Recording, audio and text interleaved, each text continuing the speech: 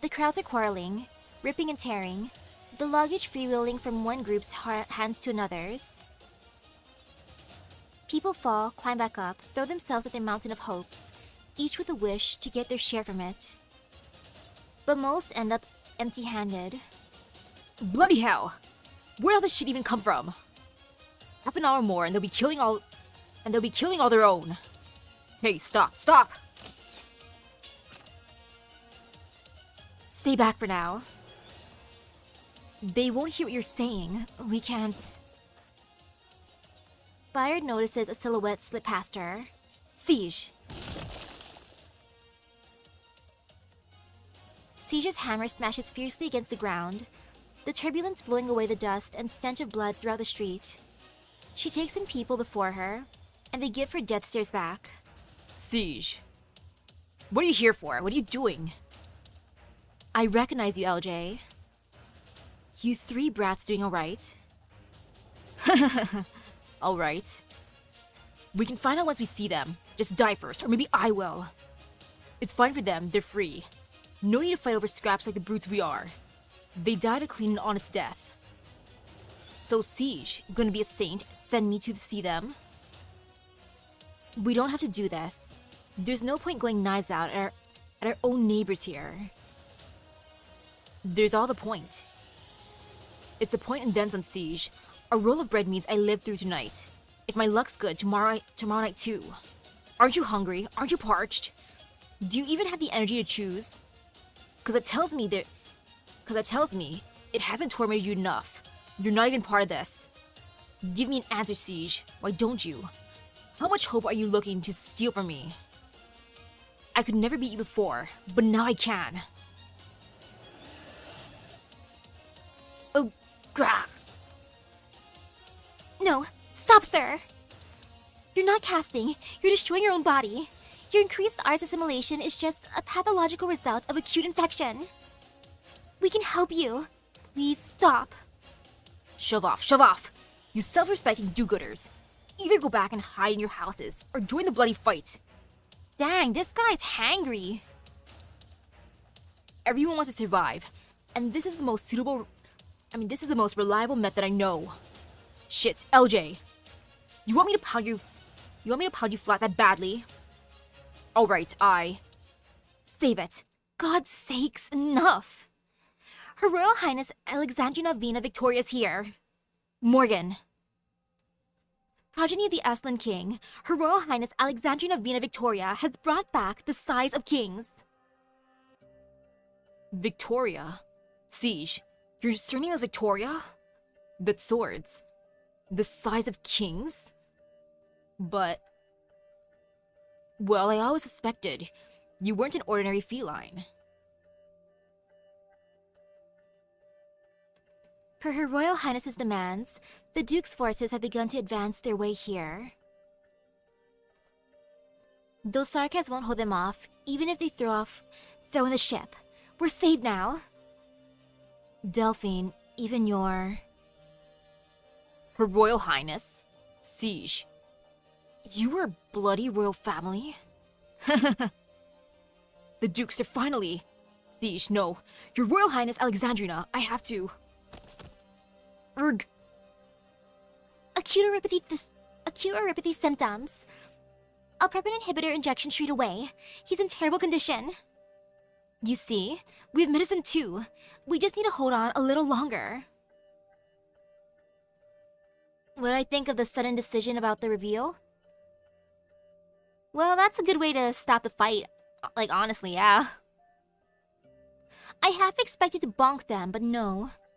Just giving them hope, it's like, wow, amazing. The oh man. It might feel like the slightest bit embarrassing too, though. It's like, stop it, you guys, not right now. That's right, just a little longer now.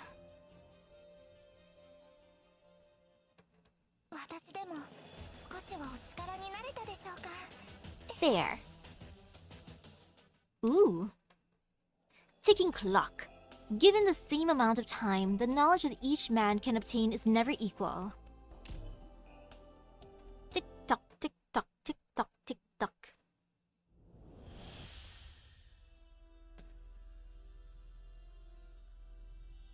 I often feel that times change with irregularity. Their means of coming up with concepts so brilliant, their methods of forming societies so diverse. It's all dizzying. I'm glad we go back to this play. I've lived in Kashmirish many times, and every time I leave, I end up coming back. To tell you the truth, Banshee, traces of us are still present in the land of knights. I must admit the place is indeed fascinating. Yet you didn't have me sketch out those neon-lit skyscrapers for you. You simply chose this ordinary village for the stage this time. Because it's much quieter here, and it's Kashmirish as I first saw it. Golden farmlands amid the never-ending plains. It's a pity that these are probably no longer important to the Kashmirish of today. What do you think? How does it compare to Kazdel? Kazdel is a land of ruin, but the rubble also means that there are countless possibilities beneath it. Our visions of Kazdel may have their differences, but we can still look forward to its next iteration. And as for Kashmirish, it evolved so fast that in the blink of an eye, the Pegasi, along with their morals and glory, dispersed and withered away. And it became even sweeter, more fascinating. The descendants of the elders and the ancients accused Sarkas of devouring their flesh and blood and enslaving their souls. So they found a new method, and they did it even better than us. They let those under their rule be fed, swallowed, turned into nourishment for their monster to continue expanding and grow. And all they have to pay is a promise of the pleasure of life. I searched for Kashmirish's ruler, intrigued by what they had created, but instead I only discovered, no, there was no ruler. Those company spokesmen, those members of the General Chamber of Commerce, even the Adeptus Bavilivi, or the Grand Knight, you could not call any of them a ruler of Kashmirish. Inflated desire so powerful that it can rule itself. Is a simple thirst for survival enough to keep up with your search, Damazdi? You're more restless than I imagined. What exactly are you afraid of?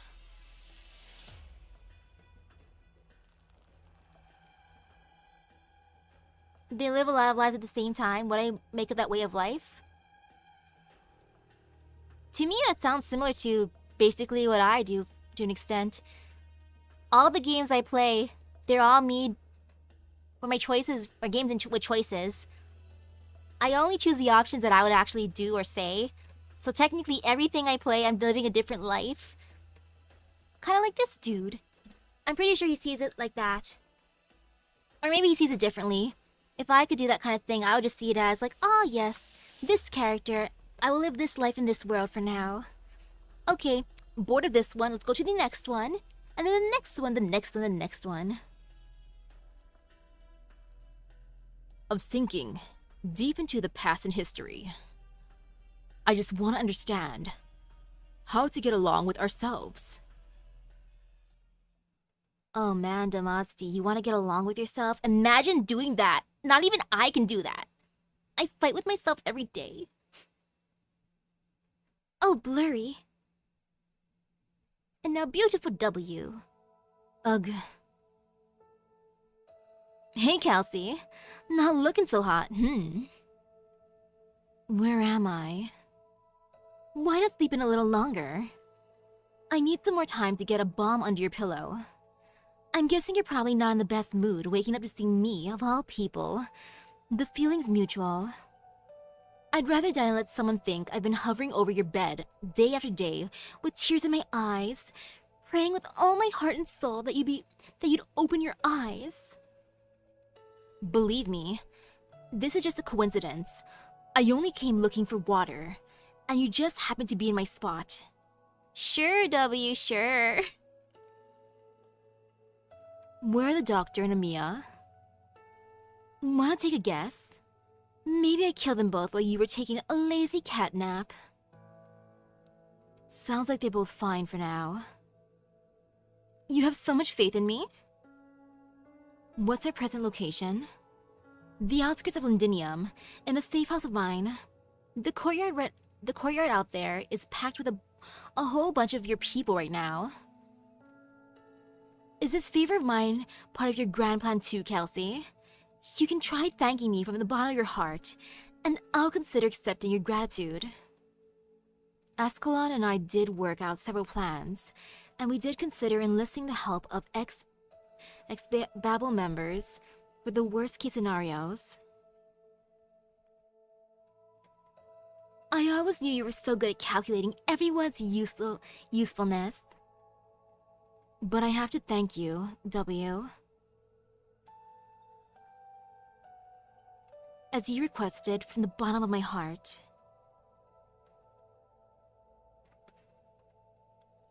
Like, Kelsey's fine, I believe in her. She's pretty much got unlimited lives at this point. Like, sure, she could be on her deathbed, bed in one episode, and the next one she's like, okay, I'm awake now, how's the others? Yeah, she just built different. Oh? Did Teresa smash your head in too hard? Should I call Shining? W. I was kidding about calling Shining, by the way. Getting a brain injury wouldn't necessarily be the worst thing for you. Can you help me up? I need to get out of bed. Fine.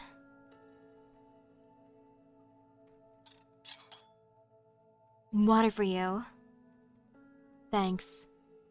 Withdrawing from Londinium was an extremely risky operation. Can you tell me the current situation? You sure you want to ask me? Closure's busy getting the temporary barracks up now. But we could keep our distance from each other till she gets back. I want to hear it from you. Mercenaries have a keener sense of danger. Fine. Your self-salvation course got played by Manfred hard. He and his little sidekick seem to have found just the right time to take you guys out. The way I see it, these poor city folk were never a match for sharp-edged, blood-licking sarcasm scum. And now your poor wretches are being driven out of Londinium, which honestly to me is a good thing. It's way better than dying in some alley for nothing. The only good news is that the Dukes finally get moving. That bitch Ines tells me the doctor and the little bunny were kidnapped by a certain Duke who wants to use them to do a favor. A Duke? So a war is broken out after all. Isn't it tragic? You've missed out on all sorts of excitement. Any regrets, Kelsey? Seems like your gigantic brain didn't get you the results you wanted. I've never regretted my actions. Cute, more art.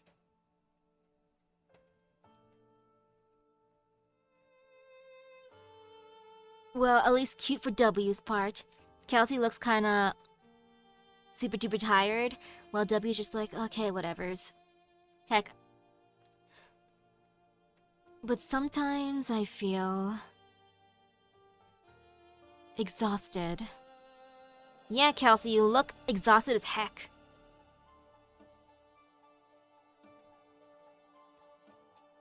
Wow, so you're actually capable of such a show of emotion?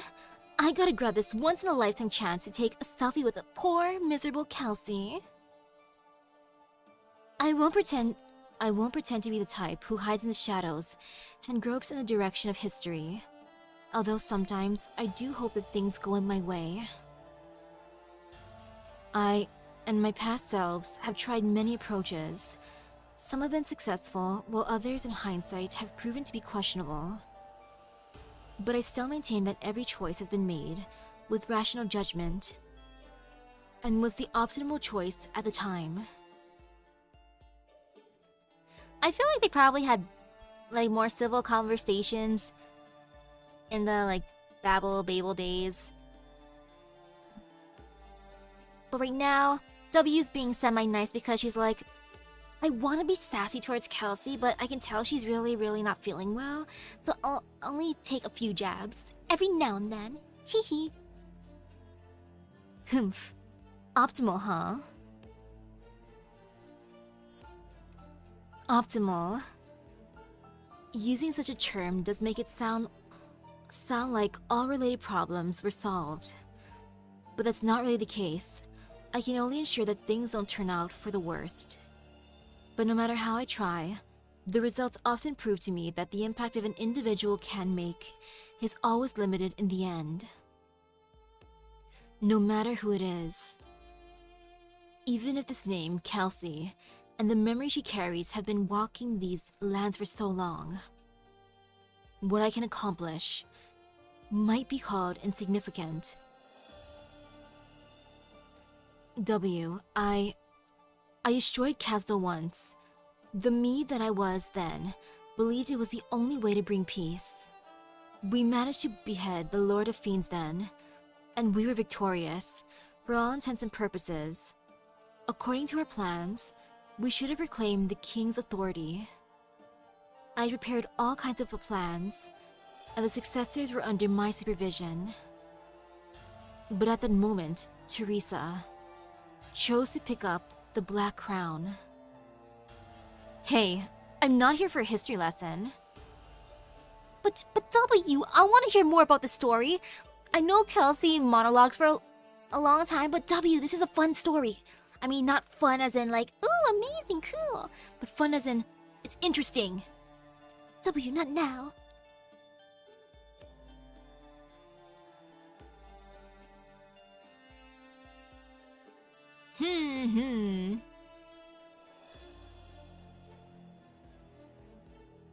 Yeah.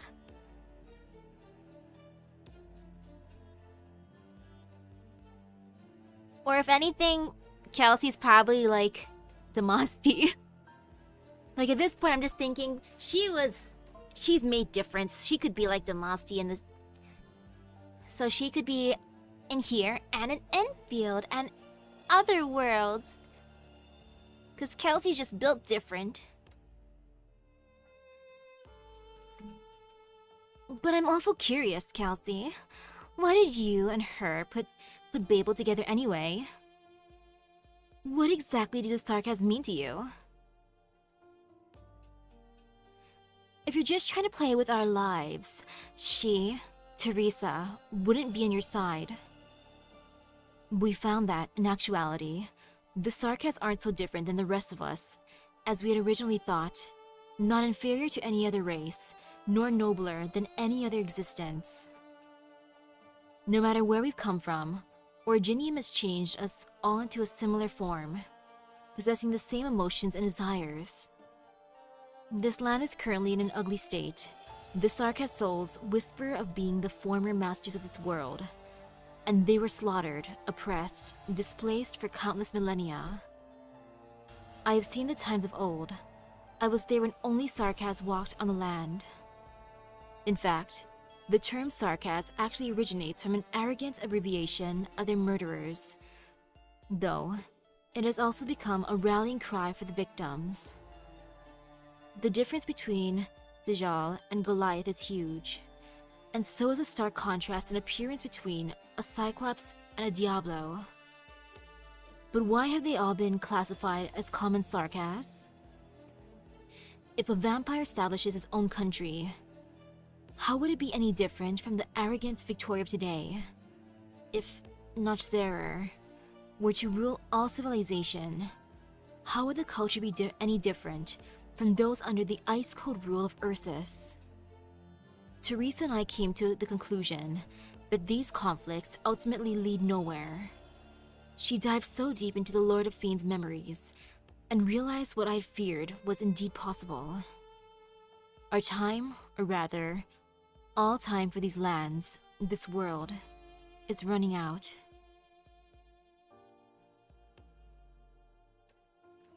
Why are you telling me all this? Didn't I say I'm not into history? It's precisely because you're not, W.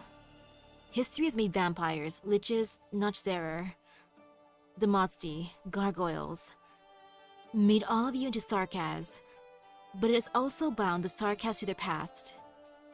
Kazal should be rebuilt, but what will it be rebuilt on? Perhaps someone like you would have a different answer than I do, W.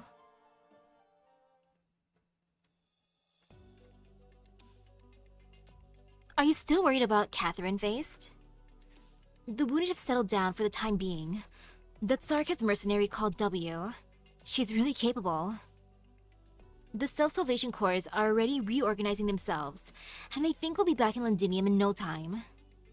Oh yeah. Face, no worries. Your grandma's built different too. Catherine is a badass. She's fine.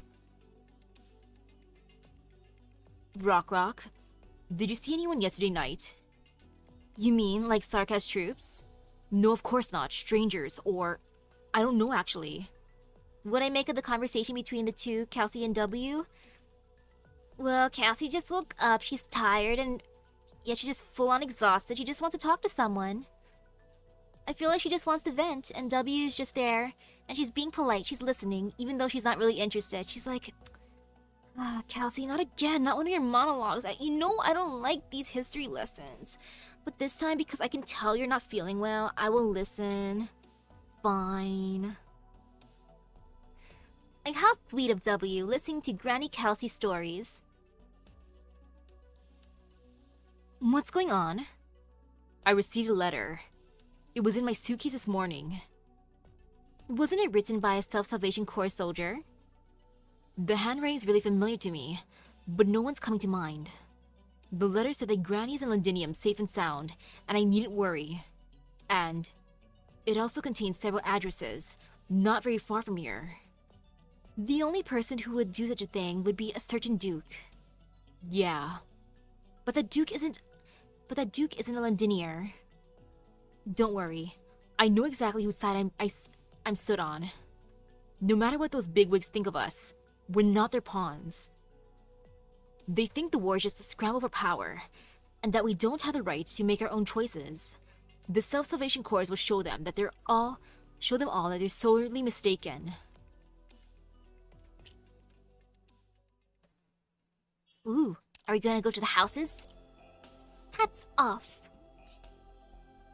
Oh yay, only one exit. I like that. That makes me happy.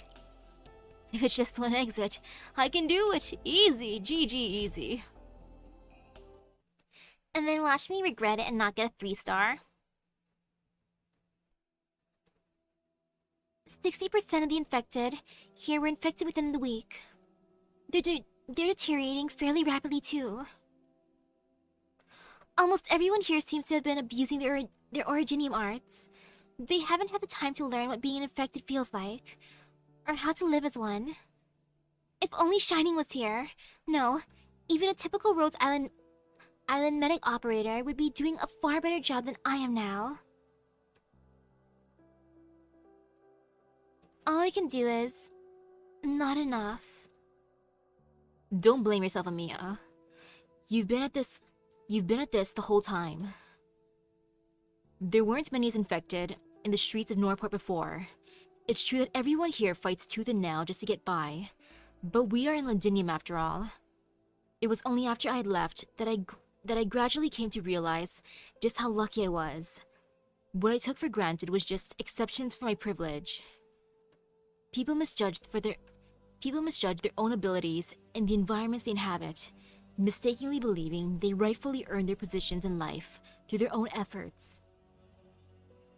Only when everything crumbles does one recognize the silver spoon in one's mouth. Ha! Such self-awareness, Your Royal Highness. So, this is what you came back for? To grow a large base of loyalists to help you ascend to the throne? Heh, I'm the stupid one here. I actually thought you were the legendary siege they would willingly die for. It wasn't my intention, Cador. I've never claimed to be of any kind of royalty, but that move Morgan pulled did prove useful. You talked of unity before, so regardless, this is just a... Wow, such an honor to earn praise from Her Royal Highness Vina. How touching! We should shake hands and find your royal photographer to take a picture of us together.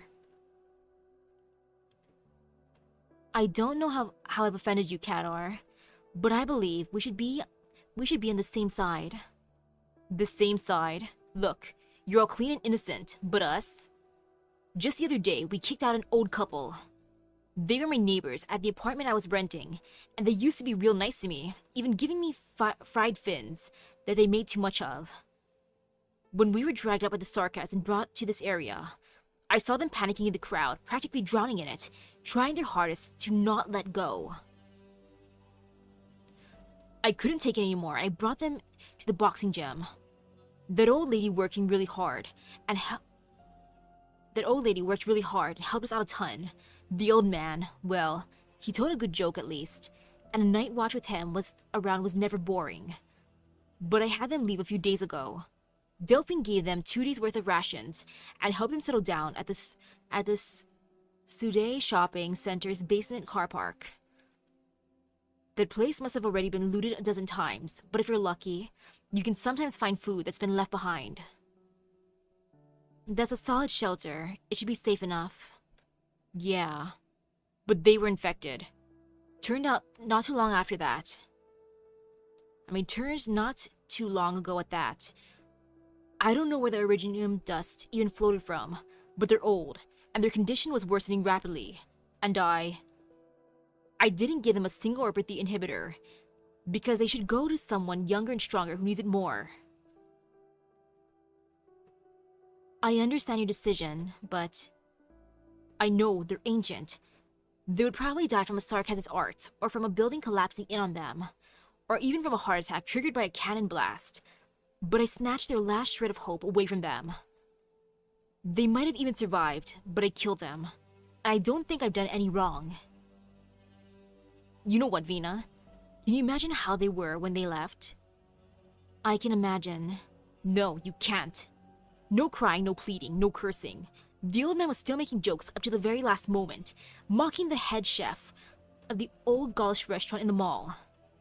They clutched their tiny little bags stuffed with all their remaining hopes, and just like that, they held each other up through all their shaking and trembling and went out the door. If they were unlucky, they might have been robbed by some roadside lunatic. I dreamt of them yesterday. You're not responsible for any of this, Cador. You're just... You think I dreamt of their tragic deaths from erypathy, starvation, or the flames of war? Heh. I dreamt that the war was over, the Norport had returned to Londinium, and we were rebuilding our home. I saw order being restored, the city walls patched up, us living in spanking new houses, and then amongst a crowd of celebrating it all, I saw that old geezer, still alive. He had survived, and sometimes it was his wife instead. He or she would stare at me dead on with those eyes, in the gaps between the fireworks. I was never afraid of them dying. I know I made a cruel decision. I forced them to sacrifice themselves for a chance to save some others. But what if, when all this is done and over with, hatred still flows on the peaceful banks of St. Dejuna River? He'll gaze at me, as if asking me, how should I answer? How do I leave this war? I'm very Don't apologize, Vina. You don't have the right. You hold a sword that only exists in fables, and tell us the former boss of the Glasgow gang is actually a king, and those young thugs following her are knights, supporters of and vassals of royalty. And then you say that you returned, you should help us, you can save us, and we should unite and stand together by your side. Real funny in it. After all, everyone's been through. After the Glasgow gang, who helped others run their turf become a ragtag group of drifters, thieves, robbers, and murderers, you finally returned. You became kings, knights, and saints. I should be welcoming you with open arms, king of the siege. Your Glasgow gang isn't here anymore. You're nothing. To us members of the current Glasgow gang, you're nothing at all. But we have to work together. Only then can we survive the war.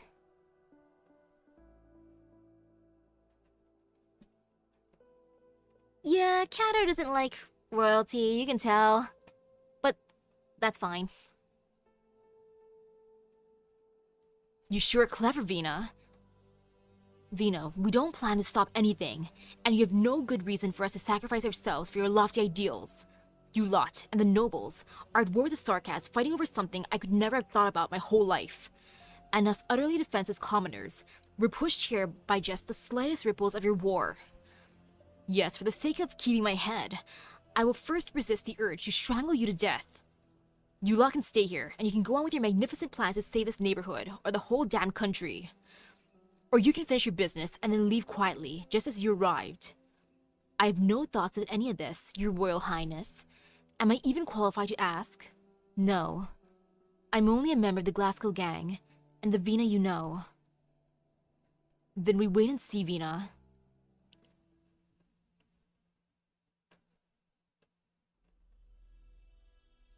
Phew. Oh. The pink cat. I told you before, Mr. Colbert. Loading up on supplies and throwing them out was not a good idea. It is indeed different from what I imagined, Percival.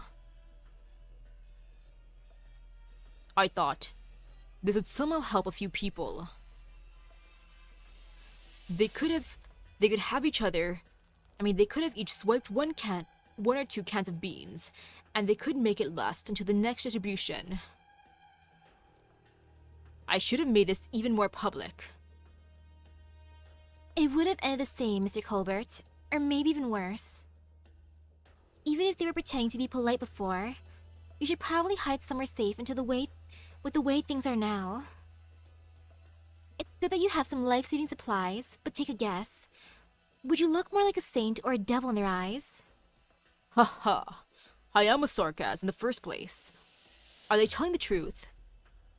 An Aslan heir to the throne, the dukes are following her orders and are about to launch an assault here. Humph. I'm sure you're not one of those street punks who believe in those legends. We all know how the king died. Whoever they are, they've helped us greatly, so we should talk with them, right? Miss Inez, we should have gone about this in a gentler... Ooh.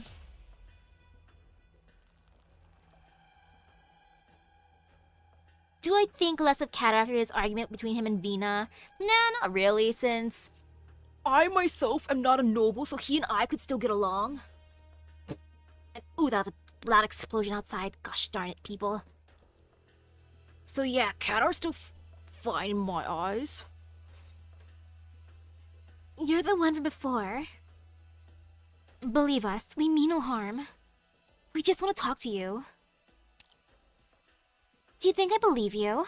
A hooded mystery, a Sarkis mercenary, and your claim of being in cahoots with the Aslan King? Humph, anything is possible. I never expected I'd get another identity for myself here. What are you planning? You're both from the Sunset Street Hotel, right? Seems like these two know their secret channels well. A kindly Sarkis mercenary gave us some supplies. It's not much, but I think... Let's not be hasty, sir. We can talk this out. We also have some attractive proposals for the both of you. Especially you, Percival. Fine. It doesn't matter who you are, as long as you're serious about helping out birdies.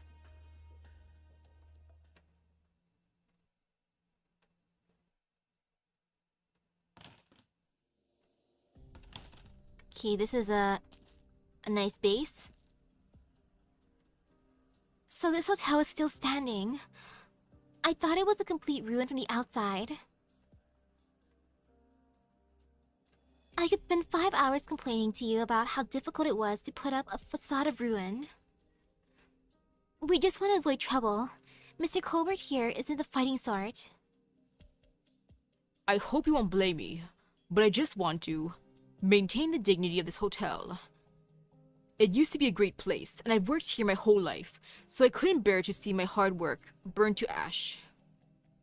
I understand, Mr. Colbert. I remember what it used to look like. Those dazzling crystal chandeliers, passionate doormen and waiters, and those gorgeous suites. Not to mention those beautiful flags hanging on the door. Flags. I see. You're once a valued guest of our establishment. That was many years ago. We can talk about these things later. I hear there's a Sarkis mercenary giving you food. Yes, a young girl who calls herself Paprika. I have a feeling it's not an easy matter for her. Paprika? Do you know a mercenary by that name, Ines? I saw a brief from Ascalon's mission in Highbury, and the name came up. I remember now, she let Catherine go. And she's also in my Rhodes Island base working there too, ha ha ha. Manfred apprehended her, and I thought she was already dead. So you're saying this is a genuinely kind sarcasm? No. This means that the food supply is probably within the scope of Manfred's plans. The military commission needs the people of Norport to stay alive, for now at least. What are they waiting for? We don't have time to care about Sarkaz's plans now, Rhodes Islanders. I know this hotel house is a communication station, and I need to use it. What are you planning to do? Contact the Dukes and have them provide backup. So your story about Her Royal Highness was fake after all. You gave the people of Norport a phony promise. We're working hard to make it a reality. As long as we get a broadcast out, the Dukes won't sit idly by. This I can assure you. You believe in those nobles that much? I just believe in their ambition. And what about after your broadcast? There's no way to encrypt the frequency here, so the Xarcats are going to hear it too. Miss Vina told me that she and the Glasgow gang will organize an operation to break through the blockade blockade walls. And should they manage it, there should be secret passages leading outside. They've used it before, so we just have to hold out till the Dukes launch their assault. And how long would we need to hold out? Under 4 hours. You sound certain. And after leaving this area, this is a battlefield after all. That's a problem for later. There's no way we can plan for everything in advance. We just have to escape this place, and then what happens after will surely...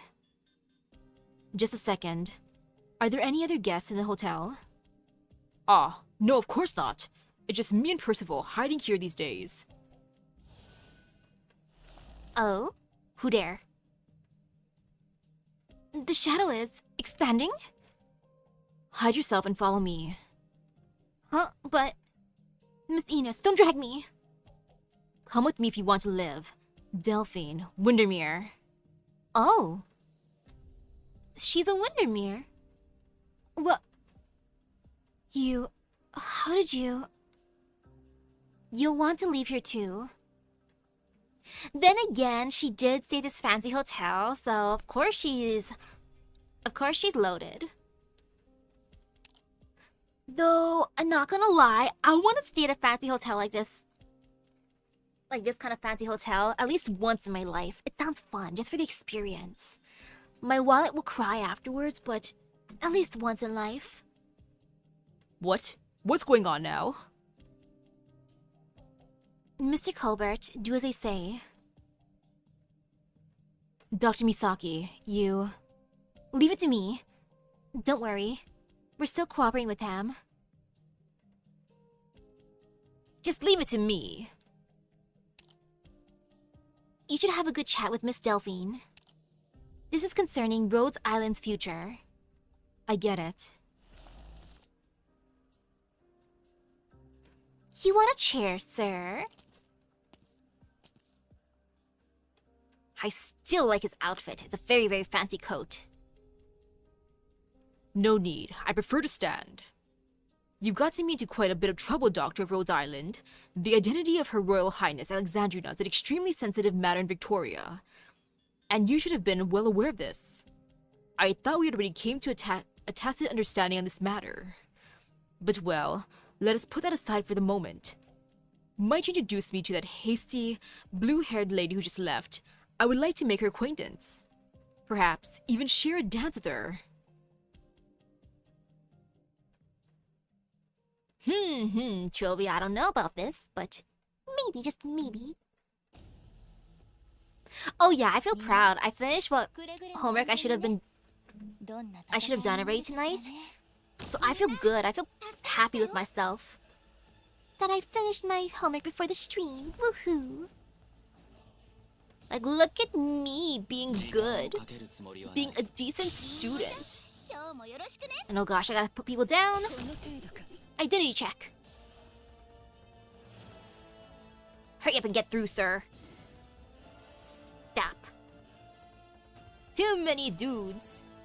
私に出会ったのが運の尽きだ。 Get out of here, sir. And ooh, hello, hello. Hi, hi.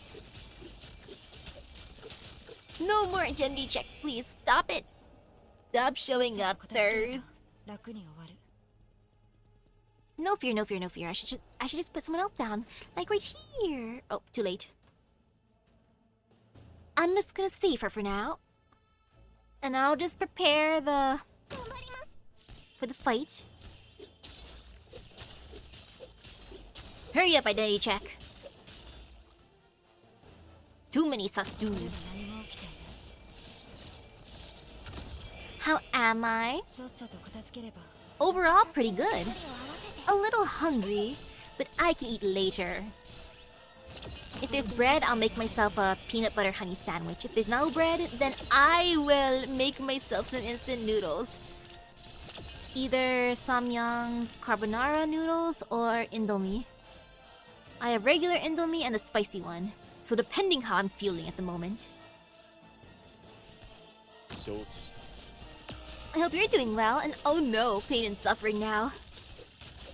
I mean, no pain and suffering, this is fine. 何が起きている？ So many identity checks. But no, this is good. I won't forget to eat, hopefully.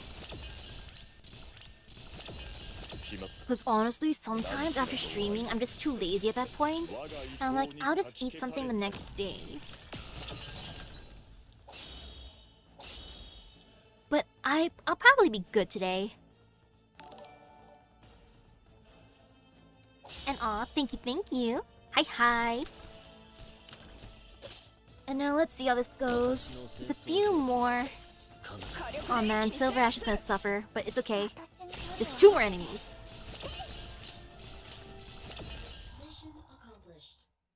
Woohoo! 各小隊、計画通りに 3 star. 私がドクターへの報告を行う。 Ooh, it's a red stage. That's important. Against the light. Oh, Enos is here to help me. I'm happy. I like this.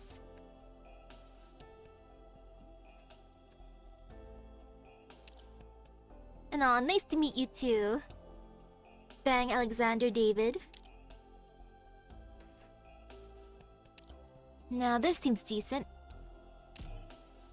I just hope Enos stays fine.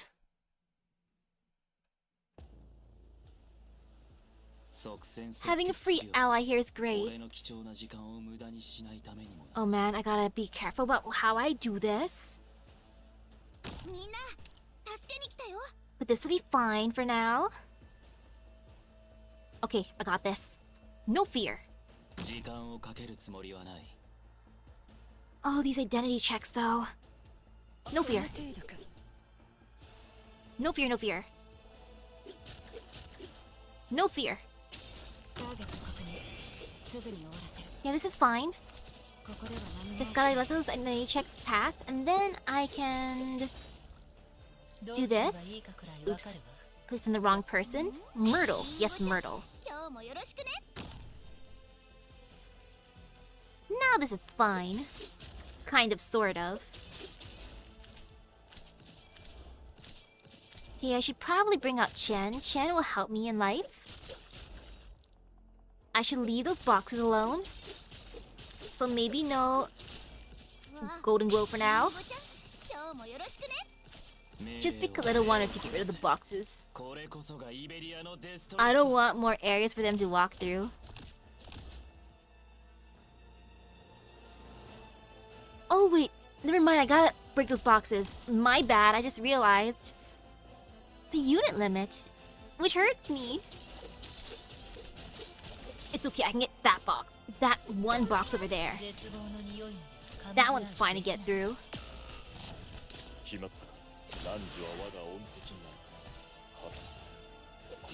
Oh no, they're standing there menacingly. Hey there, what's the limit now? 1, 2, yes! That's good. Okay. Now it's fine. Now there's no worries.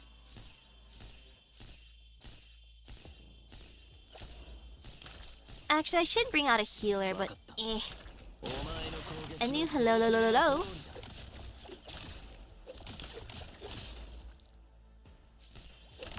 Uh-oh. Yeah, I should bring out a healer. You know, healers are good. Healers make you happy. Healers make you feel good. I love feeling healthy because of a healer. 私に本当にできるかな。こちらチェン、そいつらを逃がすな。 Oh no, that guy's trying to break a box. How dare he? Sir, can you just like not do that? Oh no, I broke the box now. Oh my bad. Whoops. うわ、見ちゃうところだった。 That's fine. 3, 4, 5. Okay, there. Yeah, that was fine. All according to plan. Nope, I screwed up. My bad, I just put it in the wrong place. Oh no, I derped. 私に早く Oopsies. It's okay. I got this. Only one guy got through. It's always the one that got away. What stage is this? Something in episode 12. So, your name really is Delphine Windermere. How did you know? I guessed. Fine, you guessed. 3 cheers for you. That's a Trilby Asher. You're the Duke of Castor behind you then. No wonder. She's after the realm blade. Humph. She's not trying to keep her ambitions up her sleeve anymore. Looks like you lot are in far more shit situations than I thought. Is Vina really backing Ladinium to take the throne? You'd have to ask her. I don't really care. What's you like to care about then? How not to get my clothes dirty more than anything, if I had to say.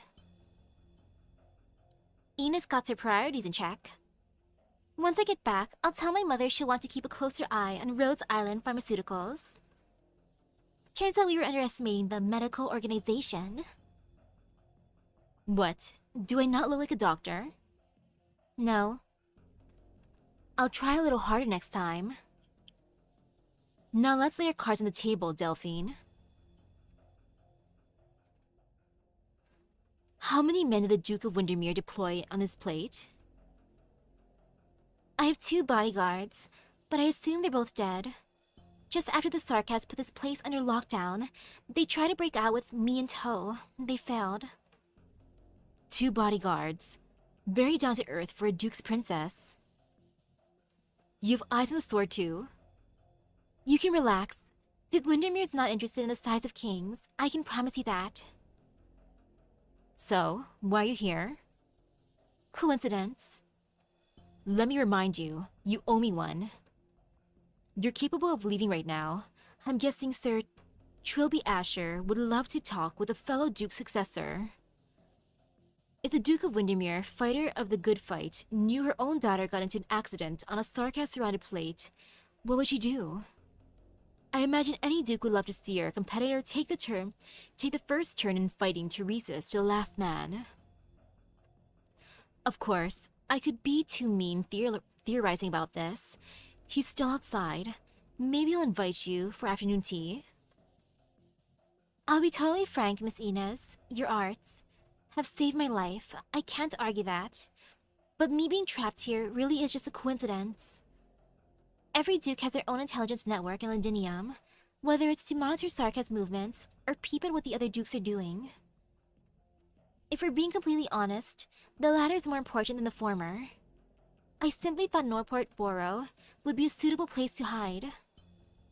To go further, an AWOL Crown Heir once part of the Glasgow gang would be a very meaningful source of intel for you. Not exactly. Me and Byre just liked going to the same video shop. Humph. My guess is the fact that Vina can wander around Norport with the size of kings and hasn't been stopped off together with a sword to meet the Duke of Castor. That's because our Trilby Asher wants to use your group's power to settle some of his own problems. Right, you're looking for the airship. It's true, no Duke would resist the temptation. Even I want to know how the Sarkas can construct a flying fortress. It'll upend how the future wars are fought. Ah, yes, flying. Flying fortresses. Yes, indeed.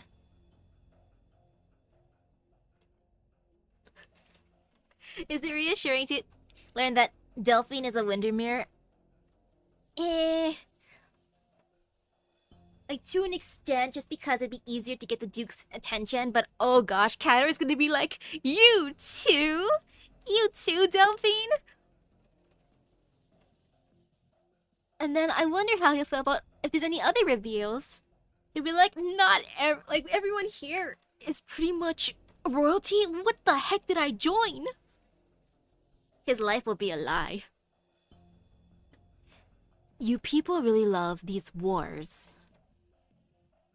I think a Sarkis mercenary would be just as passionate. Okay, fine, I do owe you one. So what does Rhodes Island, House of Darling Doctors, plan to use my life for? Like I just said, I've got no bodyguards or troops I can set out for you here. But be as disappointed as you want, Miss Inez. I can't help you, your friends, or that Trilby Asher with any of your issues. We can handle our man and the airship ourselves just fine. Then what do you want? You know full well that what I'm worth to do, Castor, but you still rescued me. You're not telling me you helped me a bunch just because you're that kind and good of a person?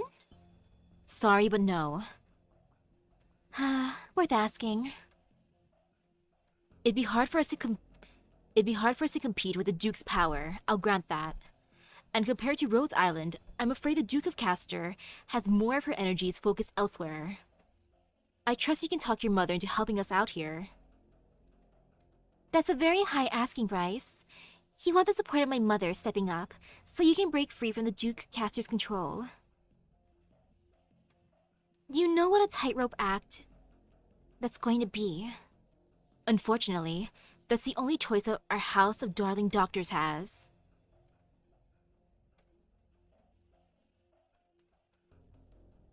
Doctor, I don't know if their talks with that hotel are going smoothly or not. Maybe I should have gone with them. Don't worry, Amiya. Miss Inez isn't going to put the doctor in danger. Besides, we're just borrowing their comm station. I know. And I know the sick here need me more. We nailed out a specific evacuation time before they left. We'll need to withstand the counterattack from the Sarkaz barracks. As long as the Dukes and the Sarkaz open fire on each other, the chance is ours to take. The plan will go smoothly. Yes, I'm just somewhat uneasy. There's something here that's stifling me. I don't know what it is. At first, I thought it was just how heavy the atmosphere was in Norport. And after that I thought, Teresa was wanting to show me something again. But it doesn't seem like either of those. Amiya, when I was aboard that landship, I met some who called you the King of Sarkaz. They were Sarkaz themselves. What does that mean to you? You clearly aren't a Sarkaz. Do you hope to be a ruler who can lead her subjects? Or a hero who spearheads the charge? Siege runs a light hand over the sides of kings at her side. The blade is still ice cold as ever. I don't know, Siege, I have to confess. There was a future Teresa showed to all of us. I still firmly believe that the future she recounted is worth living for, more than anything else. But she gave the crown to me, yet didn't tell me just how I should arrive there. And now she's stood opposing us. I can only try to convince myself that this is her way of testing me. I haven't actually decided how I'll face her. What will she say to me? How will she look upon what I'm doing? Will the path I chose by myself disappoint her? Nah, Mia, she'll be proud of you. You're a good girl, Mia. You're my bestie. I don't know if I'm someone worth handing the authority of the King of Sarkaz. But still, you chose to undertake that duty. I worry myself that I can't be the person they're all expecting. The hero who can cleave apart catastrophe, the monarch who can unite the citizenry. How am I meant to do that? How am I meant to respond to the hopes that heavy? Tear down a wall? Or persuade a few nobles? Shout to the people? Or use silence to display my majesty? I'm not good at any of that, and Gawain never taught me it either. I spent most of my time in the Glasgow gang, beating up rowdy drunkards, running with my friends to help them shake the coppers. That's all I knew. And I learned a few things at Rhodes Island, but that wasn't going to help me figure out what I should do. I thought it'd click when I came back.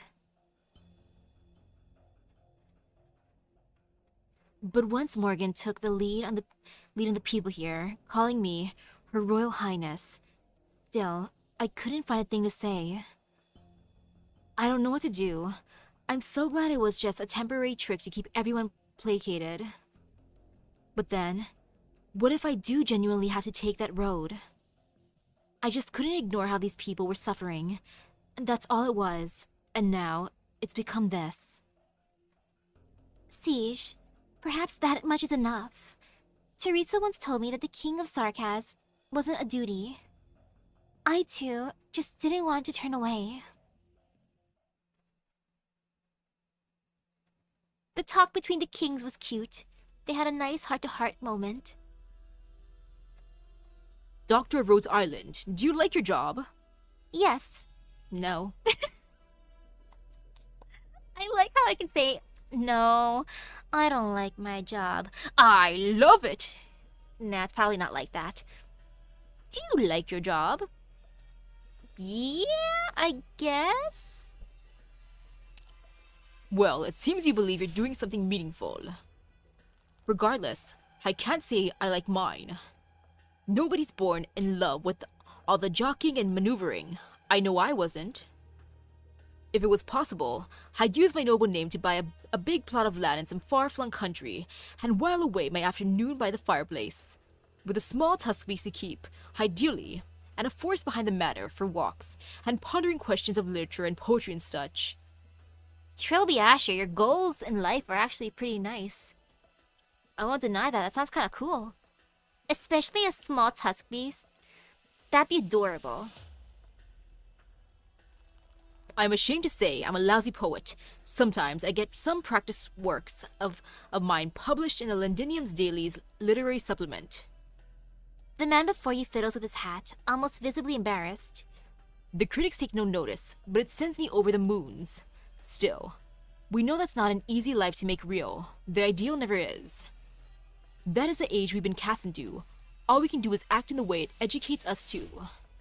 Tell me, who was here just now? A Rhodes Island operator. The owner and doorman of the hotel. A Rhodes Island operator, clearly. You know who I mean, Dr. Rhodes Island. How about this? We can make a deal on the side. You bring that operator of yours out of this hotel and continue on with your mission as previously discussed. Then once it's done, I'll give you and Her Royal Highness Alexandrina a referral to the Duke. Not as a pawn or hostage, but as a guest and a friend. We're worth working closer with. You can be assured to forever honor her commitments is a tenet of her ladyships. You're more interested in Victorian than a Sarkaz. Of course, we're in Victoria after all. Don't be fooled by your appearances. Do you really think this plate is no more than a lovable little Sarkaz-built prison cell? I don't think this place is lovable. Fine. Miserable then. Suit yourself. While you're occupied with proclaiming yourselves the royal heirs apparent to Victoria and giving the infected their jabs, I'll be busy anyhow. There are common Londinium folk in torment here, but those aside, there are great numbers of people taking care to cover their tracks, people with ulterior motives. The Duke I serve wishes sincerely that Victoria regains its glory after it strides over its coals, but some aren't envisaging the same thing. I have to root them out. It's another part of my work. Well, saving the citizens here has nothing to do with you? Let me guess. You're ready to pull from the textbook to criticize me. So no, it is something to do with me. I pray wholeheartedly that every person may live in peace and good health. But it's not possible, is it? Some people can cling to the now, tweaking every little thing by themselves. But some have weightier callings to undertake, even if it's not what they wish for. Such as seeking a future where a nation can find its footing. I respect the former type, but all the same, I hope you wouldn't reject the latter. Every duke could claim the same thing. They all think they're seeking a future for the nation. That's the source of the disaster Victoria's in now. I won't deny it. Some superficials would say that dukes are merely contesting over authority and advantage. It appears you're not one of them, Doctor of Rhodes Island. Authority is only a means, and advantage is only a tool. What the dukes are truly vying over are the qualifications to lead the country into the future. Victoria has been dust-laden for too long, and the Sarkis will be the sandpaper that wipes Victoria clean. With some polishing, our nation will shine with glory again. You really are a lousy poet, Mr. Trilby Asher. I see you're finally here, Miss Inez. I thought I wouldn't catch you in time. おい、私は友人たちの目で I'm half hoping we're gonna play both dukes, Kester and Windermere. Oh, that would be fun. Ears muffled. Or ears muffed, not muffled. Okay. 4 entrances, that's a lot. 3 exits, I don't like that. I don't like it, but it's okay. I'm gonna bring along someone I can, redeploy. Yeah, that sounds good. Enos, help me. But first, I will drink some water because hydration important. I forgot to bring water to work today. I was bad.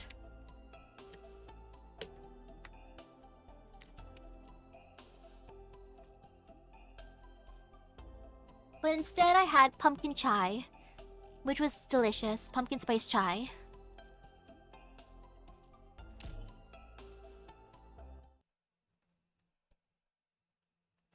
And now we continue. Oh, Mr. Red. Right. Now I remember. That's the Rhodes Island uniform. Mr. Guard has a set of it, and if memory serves, Miss Susie went to some Rhodes Island after leaving Caledon too. Yes, Miss Susie's here. You want to say hi to her? They should be a good bunch. Why help Miss Susie otherwise? And they're helping the infected here too. It's tough being the good ones. The good ones always choose too much responsibility for themselves. All while some responsibilities weren't meant for anyone to bear. Poor Rhodes Island. Maybe they went down the wrong path from square one. Just like Nine said, injections and tablets won't solve neuropathy. The body can hurt less, but others won't change the way they look at you so easily. We need to force them to see us, to hear our voices, to admit we're not just sores and ulcers on them. What do you think? You'd with me long enough, friends. Any brilliant ideas of what I just mentioned? Reunion. You aren't part of our objective. So I'm guessing we can keep doing each our own. Oh gosh, those guys are here too. Fine, leave then. Well, since Dublin is in the mix now, it's about time I get them evacuated. Grr. If I had a little more time, I could have talked a few more people over.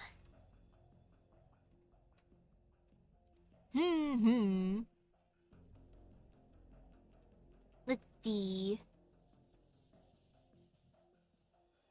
Considering her experience after she came back, she probably feels unsure and doubt.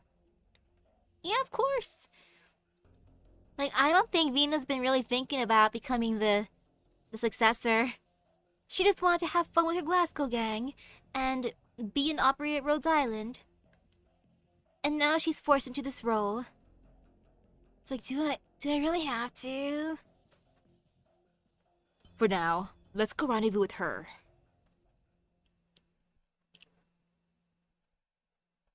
With her, Mr. Red says. You call yourself a poet. Miss Inez, another marvelous insight to share. I've met a few poets before, all far better than you, because they never misuse their metaphors. Dust, sandpaper. Out of this plate, this nation, even the entire land itself. Who's a dust and who's a sandpaper? And how are you qualified to decide who's who? War doesn't do metaphor in any way. It's not some terrific journey. It's not some furnace for glory once again. It's not some ship sailing for revival. It's just people struggling in mud, arms broken in ruins, stenches that never fade. That's all it is. I know that better than anyone. We can set aside our differences for now. I respect the views of a veteran mercenary. But I do need an answer as to my proposal for promoting from pawn to friend. Ines. Here. Was it Delphine's response? Yeah, what was Delphine's response? She's agreed. As long as both we and her can leave this place alive. She's already left for the comm station. The broadcast will be out imminently. There's a shame. We didn't need to go that far. You turned down an invitation from Victoria. The Duke of Castor can't stand for all of Victoria. All I've turned down is a lousy poet. Oh, I kind of want to be sassy to him. But no, I'm gonna call out the Duke of Castor who's not even here. It'd be cool seeing Iblana here. Heck, if Mr. Red's here, it's not too far-fetched to say like Iblana would be here. She will. Is this one of your little schemes too? Delphine, what are you? Run, there.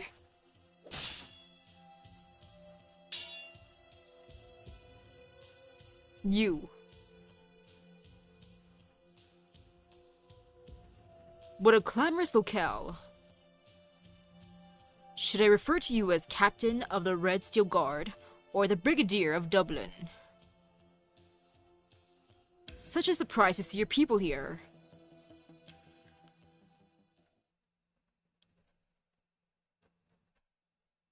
Finally, an end to the slog. Delphine and the doctor will sort out that comm station, right? It'll all go smooth and we can leave Norport. Figured out where you're off to after? Dunno. Anyone mucking in Norport, gang, either came out of an orphanage or plain lost anyone to fall back on. Goes for us too, pretty much, I figure.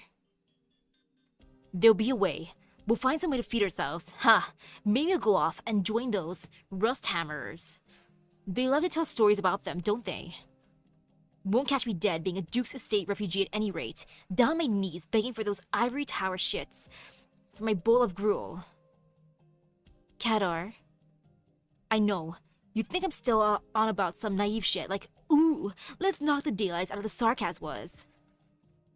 Byard, I've lost enough living through all this. I can't just abandon the final specs I still have. All this, pain and torment, it turns me, crushes me soft after all. Then I may as well be dead in an alley. It's maybe hard to criticize being crushed, Kadar. Nobody's actually got a spine of steel. During the day, I went to the video shop. McLaren wasn't there fighting over that luggage thing of supplies, so I thought he might have had an accident. He always thinks everyone's up to something, the weirdo. You've gone and drunk plenty on his squash, haven't you? Fine then.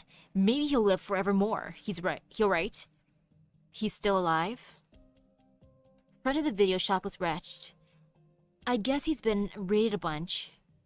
I tried calling for him, but no response, so I thought he was hiding somewhere else, until I saw him. Through his window all nailed shut, just a crack left, saw his eyes.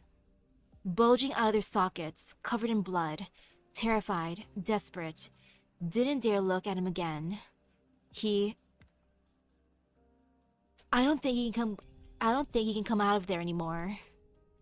You say soft, you call them that, but we know we're not that far off ourselves. Huh. We still have a chance to save all this. It'll be tough. We have to survive the Sarkaz's likely counterattack, and then the artillery from the Duke's forces. But it's not all impossible. Right now, we need to figure out what moves the Sarkaz barracks are going to make against us. Humph, always on time to encourage us and remind us that we need to do, Your Majesty. How reliable of you. Cador. Oh, might I have the privilege of your orders again? I'm wondering, what would you say a king is? What? You taking me in as your vassal? No, I've said it 1,000 times. I'm just Vina of the Glasgow gang.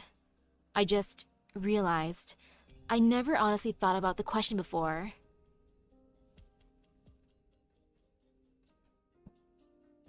Maybe I'm clueless how, aside from all that praise about honor and majesty, what a king is to you. No, to us, as a thing that exists. It doesn't. It's nothing. No king's ever made shit to us. I'm happier giving my respect to the tuck shop owner, who does a discount for me when I've got enough in my purse. Victoria's always had a king since ancient times. Yeah, and who are they? Yeah, who were they? Because I'm terribly sorry, but I'm not some hoity-toity Aslander Draco. And I've never ever met one either. If they're nowhere except a few names in a book, then I know Chef Vito off the Syracusan restaurant ads better than I do them. Am I still hoping for Kadar to join us? Yeah! He doesn't know what he wants to do after he escapes. So I could be like, "Sup, my dude? Would you like to work at Rhodes Island?" And then he'll probably hate it because he'll be like, "Oh gosh, royalty, gods, what are all these people doing here?" And then I bet Gavia will just punish him if he acts up, which would be funny. We haven't had a king for how many years? Are our lives any worse? Fine, maybe they are. But I really doubt it's anything to do with whether we've got a king or not. Don't care if it's you or whatever heavyweight taking the throne. You're not going to be looking down on us. You're not going to be looking us down here in the eye.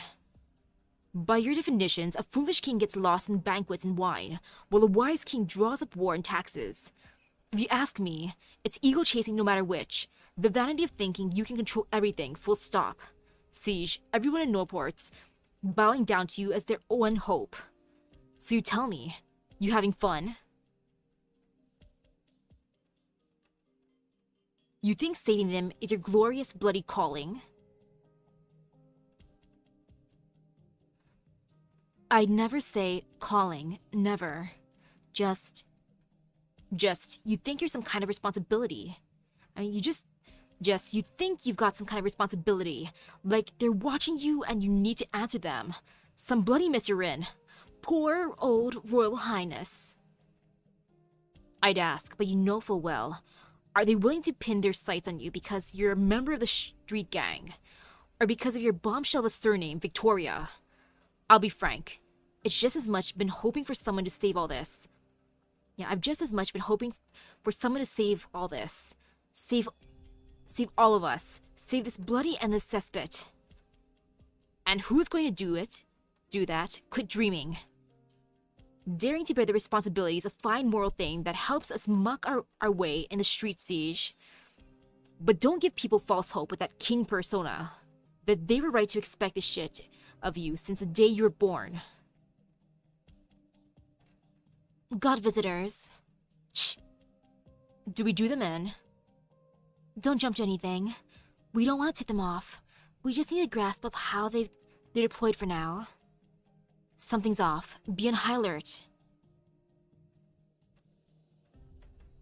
You lot. Don't get the wrong idea, sir. We're not here for trouble, just passing by. Byard, didn't you say don't tip them off? Shit, I didn't do anything. This blood. He was already badly injured. He was fleeing this way. Someone in the lockdown take him to task? Don't think so.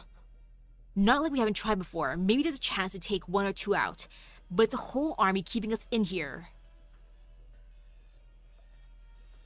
even if a sneak attack goes well, they'll retaliate fast unless... Is it usually this quiet around here? From atop the zone's walls, searchlights throw down beams of death pale white. They're well versed in the odors that pervade Norport, but here, the smell of fresh blood fills the air. Get out of here, fast! We need to gather every citizen we can still find on this plate. But we still don't have a word back from Miss Ines and the doctor. We just have to assume for now that their side's going smooth. Someone's already made a move here. You sure? I'm sure. That's an Aslan. She's not part of our objective. What do I make of their argument? Too political for me. Like, I'm with Vina for being like, like, I don't know, Cador, Haven't been thinking about that kind of stuff, Cador. That's fine. She'll make the call herself.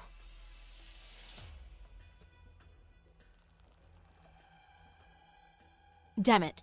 The door here's been sealed. Doctor, stay behind me. Everyone, a warm welcome to the Sunset Street Hotel. We haven't had this many esteemed visitors in a very long time. Cobart, I told you to stay hidden. Not receiving guests at the door would be my failure as the owner of a hotel. I'm very sorry for how limited we are under present conditions. I'd have some complimentary tea brought out to you all, otherwise. Is there anything I might be able to help you with?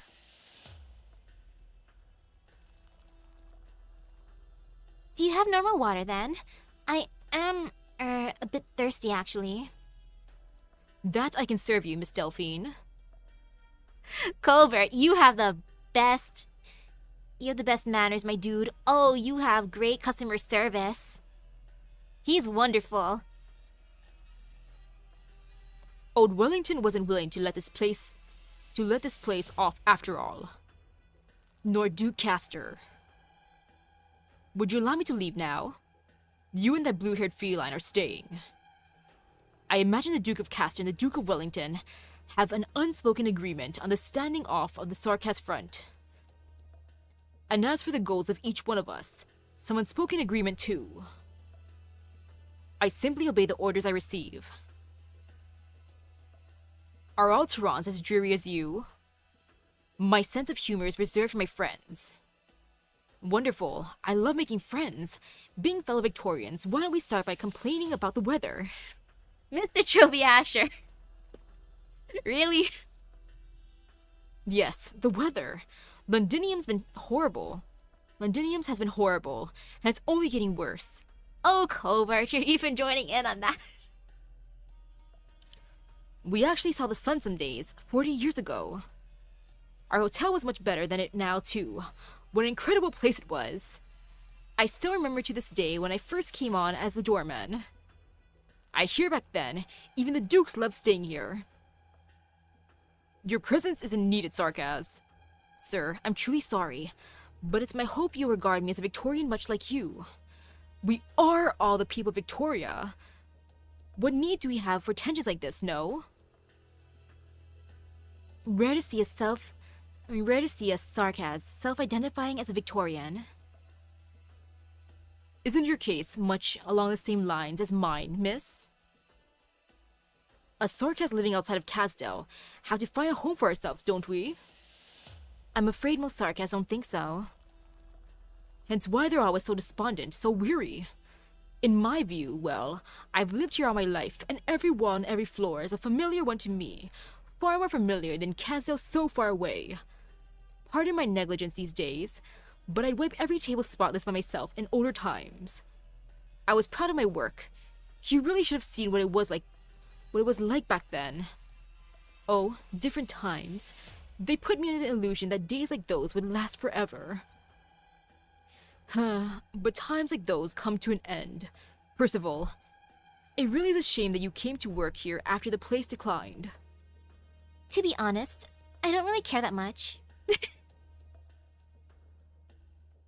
If it was as ravaged by war and shaken to rubble as everything else now, honestly, I might be taking things better myself. What hurts me is, on an afternoon like this, all the afternoons that used to be, I finished wiping the tables, lifted my head, and it suddenly hit me how old everything around me was, and I was clueless how that even happened. Oh, Colbert. Colbert, that's so sad. One day he realizes, dang, I'm old. Everything's old. Like, bro, that is so relatable.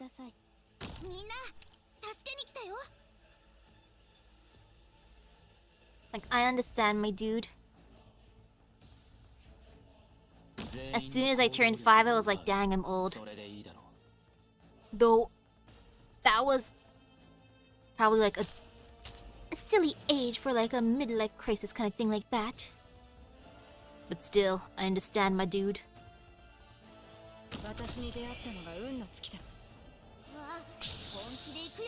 Do, don't mind me. Come on. Heh. No fear. Wow, she only cost 0. I like that. That's good. Oh. Oh. Okay, and now she cost something. So that's how she works. Interesting. Oh gosh, there's so many dudes here. Like, no, stop.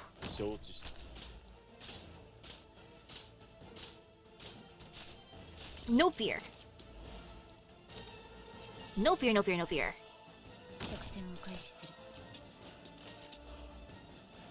Eh, come on. Okay, over here. Over here, over here. No fear, no fear. Okay, I'll use her. And let's bring out... Oh gosh, the max. Oh, I hate that with a burning passion, a fiery passion within my very being. But this is fine. I'll just put her here. It's okay. Soon enough, I'll have our cost. Oh, pain and suffering. But not lots and lots of pain and suffering. Only a little bit of pain and suffering.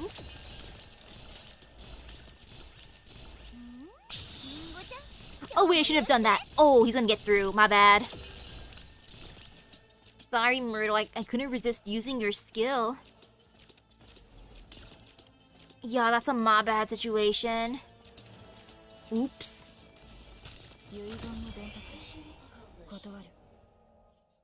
All good.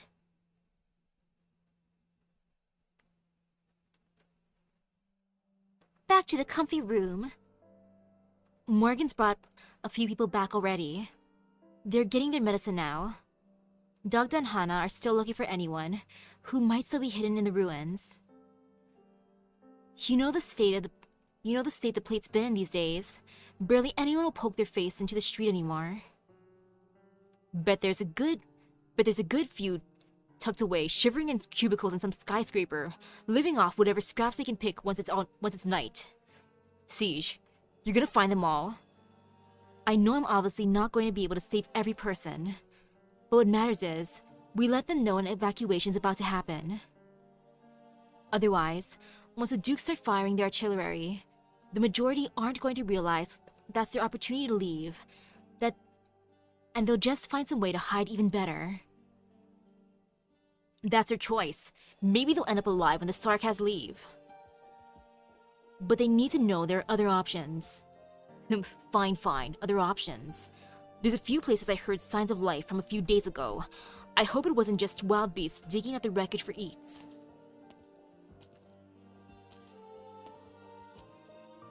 And now he's helping. Morgan, what's wrong? You look funny. No, I'm fine. I'm just... just a little bit thrown. Old boy Strauss and Granny Amir got into a fight over a single jab of first aid inhibitor. One of them blinded the other one in the eye. Dang! Gramps and Gram. You guys are scary. Me and Amia busted our arses, getting them off each other again. But that eye's hopeless now. We didn't bring that much medicine in the first place, and everyone's gathered outside, and some of them are in, an awful panic. They're worrying they might get infected. Some of them haven't even realized they already are infected. Amiya says she hasn't been contacted by Ines on time. She needs to check on how her and the doctor are doing. I couldn't hang around there any longer on my own. Came here to catch my breath. You're real chummy with the people you brought back. I grew up here since I was a kid after all. I'm willing to bet not even you or Hannah know Norport as well as I do, let alone Siege. You were always wandering around the town back then, whenever you had nothing better to do. Yeah, forget back on my hand. I know Norport like my palm. Every little crease and fold, and where it goes. I don't even know my palm that good. Vina, I was off trying to find all these people I'd known for yonks. I tried looking for McLaren again, and it's not that he won't respond to us. He's gone deaf. I saw blood coming out from his ears. I wrote a quick note for him. Should have seen it, clear as day, but he just went and hid back inside. And Karsh, guy who ran the record store, used to trick me into buying awful vinyls and the stillest stuff. Don't know how much money I wasted at his.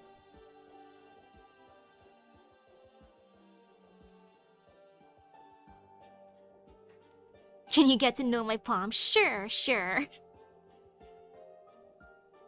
His legs. One of his legs is nothing like a leg should look like. God knows how he's shuffled over here. Brenda, the one doing import clothes, she always lent me these fashion magazines from Lungman to read. I did some treatment on her burns for her, but... And Claire, Aileen, Ito... I know every one of them. Vina, did we come back just so we could see all this? What the hell did we come back for? Vina, if all we can do is watch on while this happens, if we don't have any way to change anything, then maybe we should have just forgotten about this place at all? You know I've read the hero sagas, the terrific adventures and journeys, their chivalry and justice, defeating the evil. But anyone outside of the heroes just a backdrop for the legend. They just exist in the story, so the main character has someone to talk to, a chance to grow. I always thought that was our kind of story. I was always so bleeding proud of myself. But I know every one of them. God's sakes, I know every one of them. Morgan, would you have been okay if you didn't know any of them? That's what I'm wondering now. Is it because it's your hometown that you're just feeling different about it? Like, girl, no matter where you go, even if you don't know them, it's supposed to be the same feels. Like, oh no. Not, oh no, this is personal now.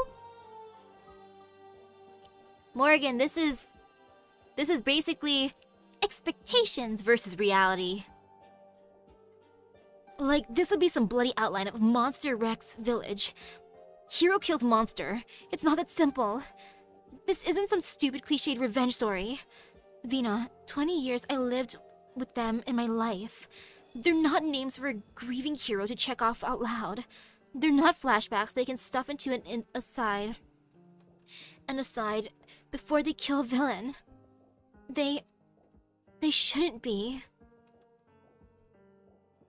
Morgan, I know it's you.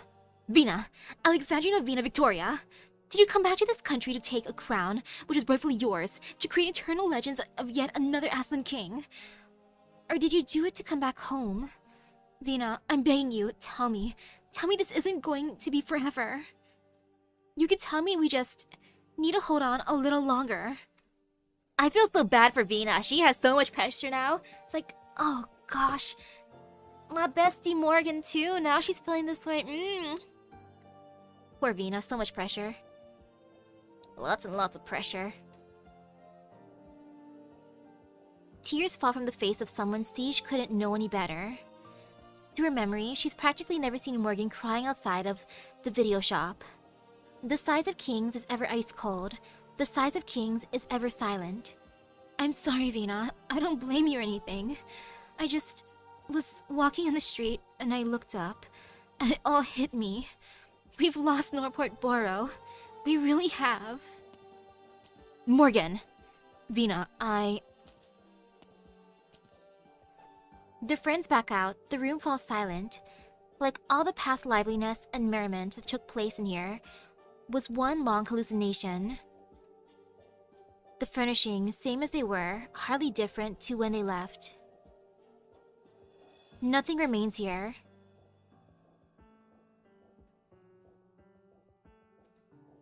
Over the prior days, Siege has constantly, subconsciously been feeling the sword named the Size of Kings. Once again, out of habit, she puts her hand to the hilt. And aw.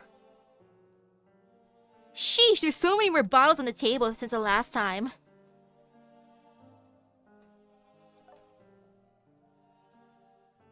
So sad though. She tries to feel some sort of energy from it, some sort of motivation, even some kind of duty or preordained self-sacrificial destiny would be fine. Again and again, she is left disappointed. What did she come back for? Just to experience all this? Or did all that expectation simply fall upon the wrong person when it chose her? Did the sword and her teacher foster too much of an illusion in her, to the point she thought she could become some kind of symbol? Siege has never hated her own resolution as badly as this. Morgan, maybe I came back just so I wouldn't regret it, just so I wouldn't realize, years on the line, that I never did anything when I first could. I don't know where I'll go from here, but I just can't bear this. Poor Siege.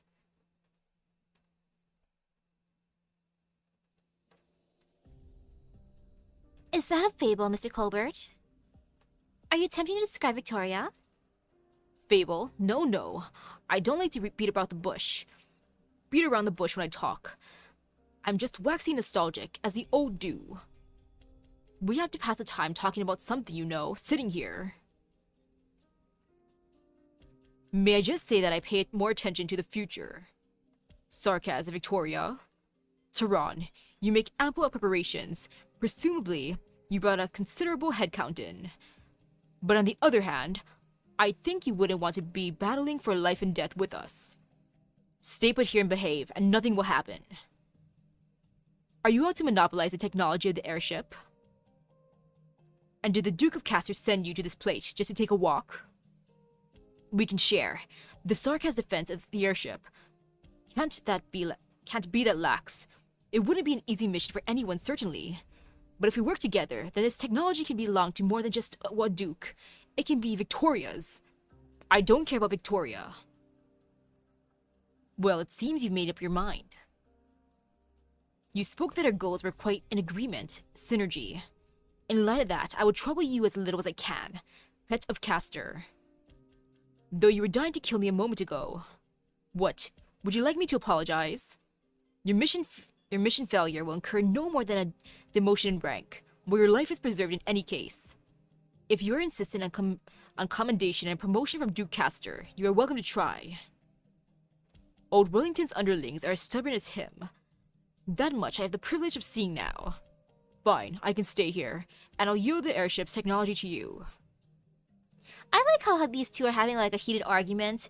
Well, I bet the rest of us are probably just sipping water. We took off the offer from Colbert to have like a drink. We're just like silently sipping our water like this.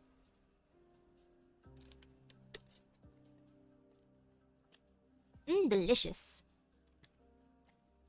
And watching the drama unfold. But I stipulate something in exchange. Seems you're about to reevaluate our friendship, our relationship. Indeed it does, Doctor of Rhodes Island. You refused my offer of friendship, so to being a pawn, you'll have to return. I'll be taking the Realm Blade. The Windermere girl and Alexandrina must die here. How about no? Given in, Miss Successor. I did not receive orders to intervene in this. I'll take that as an agreement. As long as a deal has been made, the Duke of Castor forever honors her commitments, every single one. Sheesh. You've no worries, Brigadier. That's our foremost tenet. ...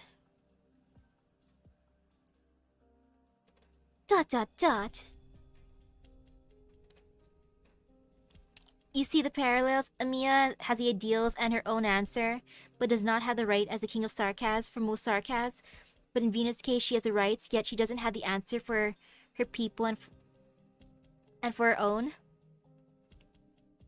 Yeah, pretty much. Ines, help me. This is awkward. Understood. Does every Victorian do that? Never ask the people in question for their opinion?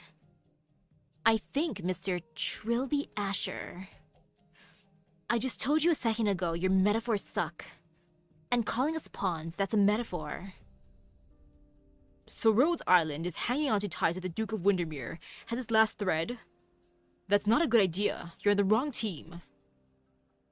We don't have to pick a team to start. Then you can only... Wait. That Windermere girl... Is that illusionist and shadow arts combined? Where is she? Rhodes!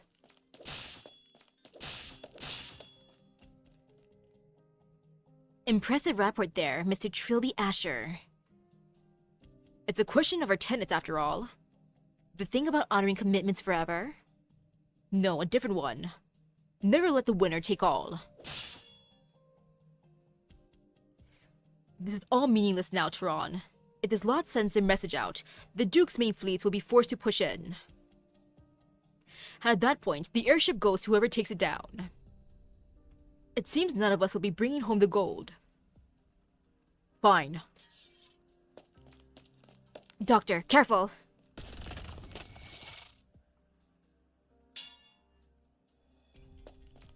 Thank you, Amiya. Miss Ines, I made it. We saw the shadows outside the door. Rhodes Island. The Duke would rather not fall out with you. Didn't your action just now amount to a fallout? Fine. Feel free to apologize. Then maybe meet again someday. Oh, he's just leaving like that. Dublin Army corpses. They did set up people here. Their wounds are fresh, can't have been made long ago. Blade cuts. Some seem like they're cauterized. Who's there? The room is oppressively vacant. No one responds. Delphine grips her dagger tight. Her mother always admonished her for not putting more energy into combat training, but being the daughter of the Duke of Windermere Victoria, her swordsmanship reputed, she's got the confidence to take on most enemies. Comm station should be around here. What the hell? A tangled cord of wires comes into Delphine's view, but the device meant to attach them to them has vanished without a trace. Oh no, someone stole the phone! All that's left on the table is a thick layer of dust. Someone came and took the comm station away beforehand. Long beforehand. Who stole the phone?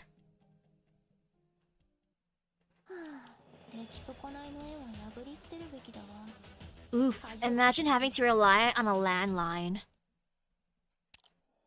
That sucks. Heck, my house doesn't even have a landline. Battered and bruised. Okay, 4 entrances, 2 exits, but then on both sides. Oof. I don't like that, but it's okay. No fear. Yeah, no fear indeed. Totally fine. Yeah, that's fine. Now I get to steer a tiny bit. Let me replace you, Dusk. I want to put someone else out that I can just bonk others with, like, ooh, for example, Gaviel. Because Gaviel cute. Clearly I got my priorities in check.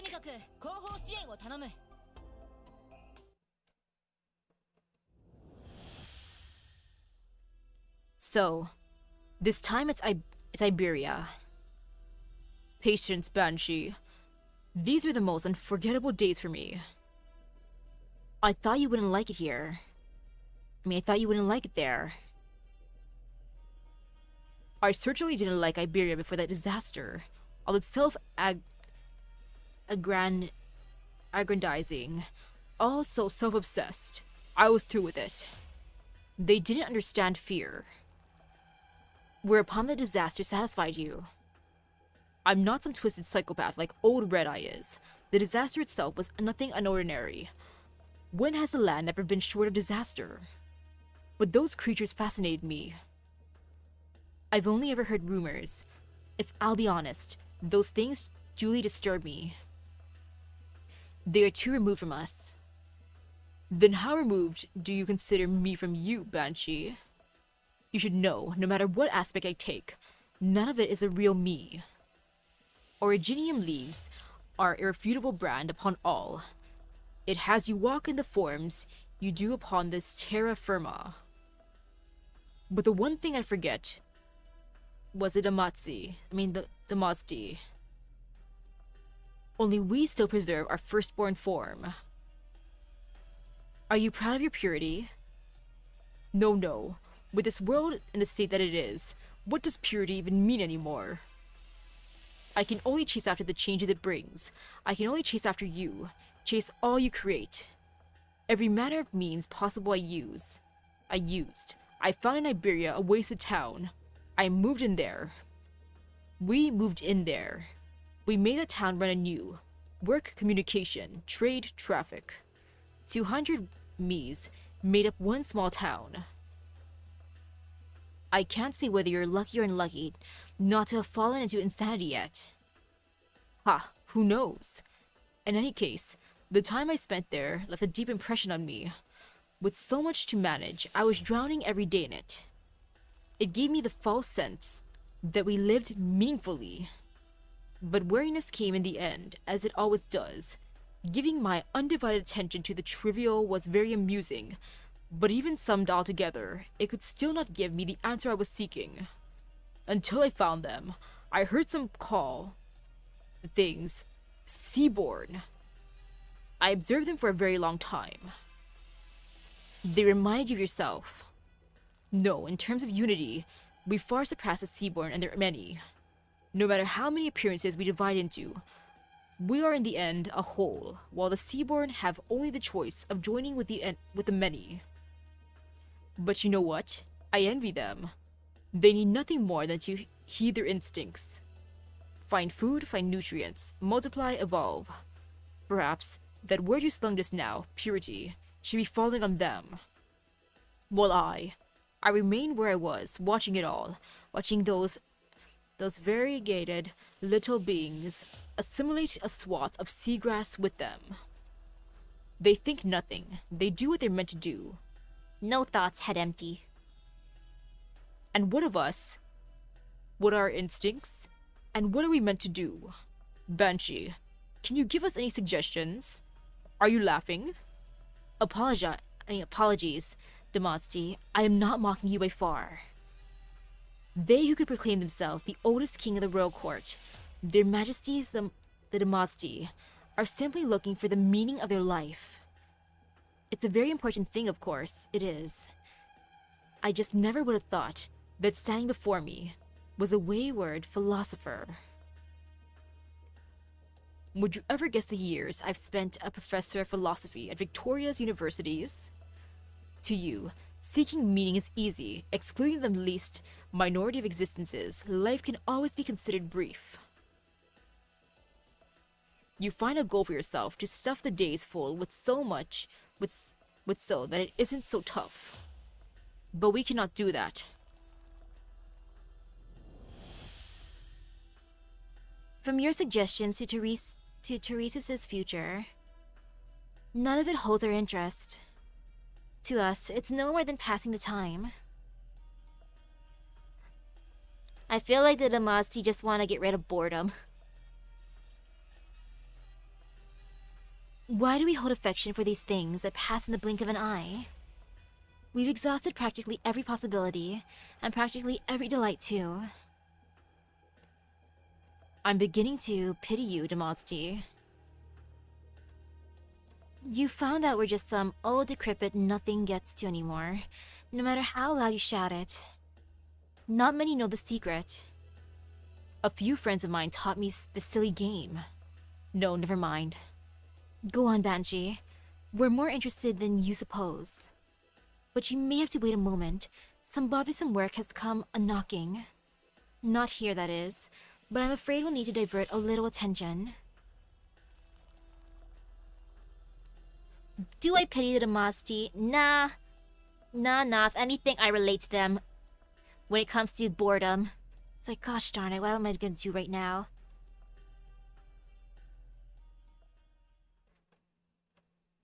And wanting to, like, fill in the time with other stuff. What do you mean, not here? I mean, it's not there, for God's sakes.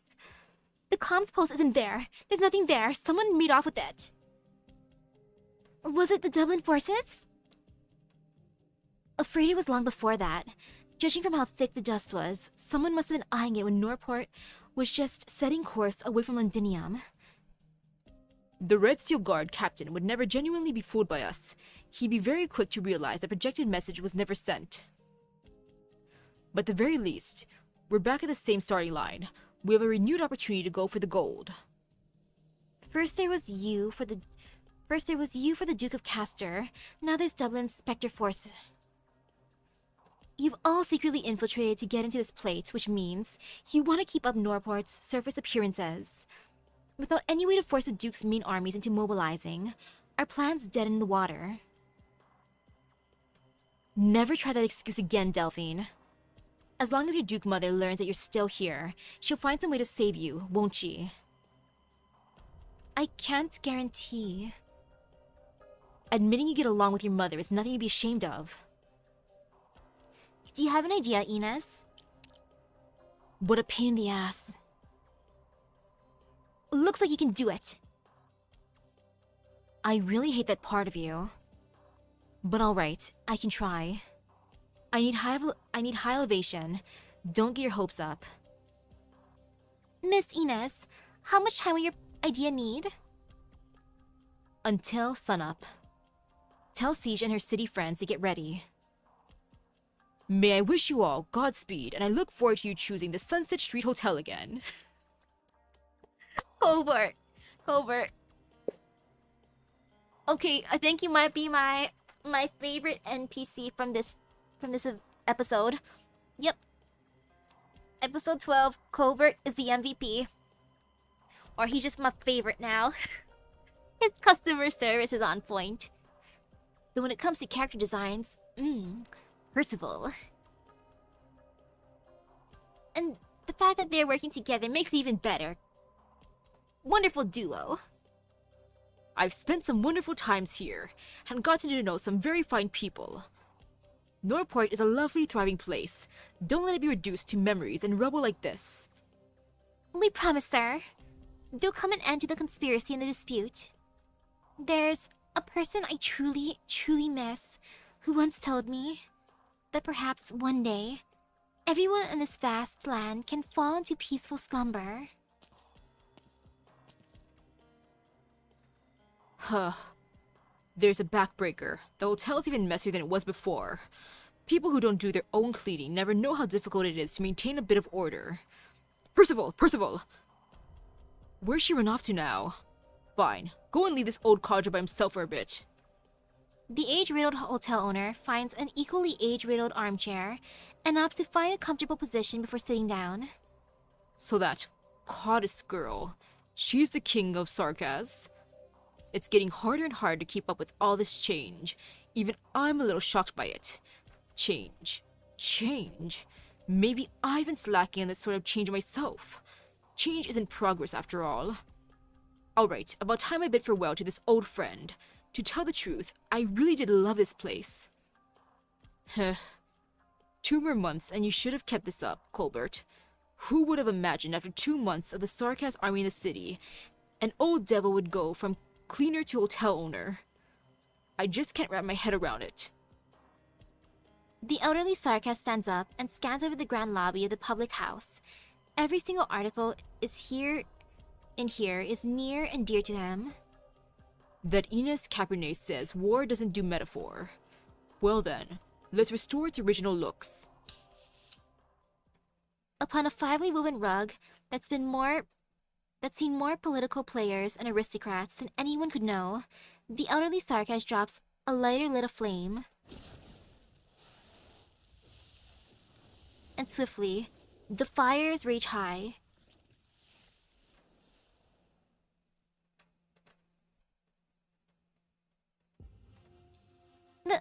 The soldiers here. Were they all killed? Is the enemy here?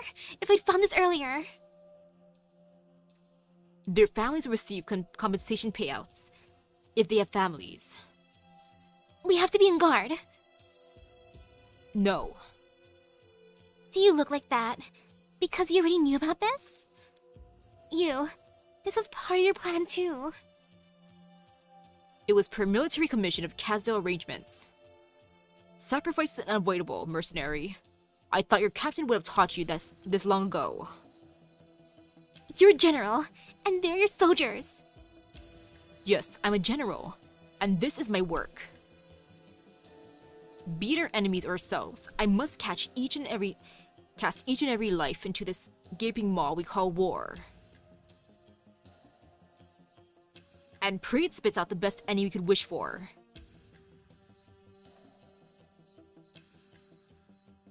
That is all I can achieve in my position.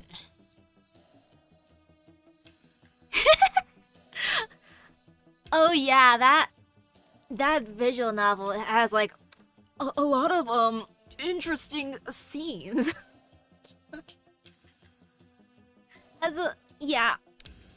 as you can tell.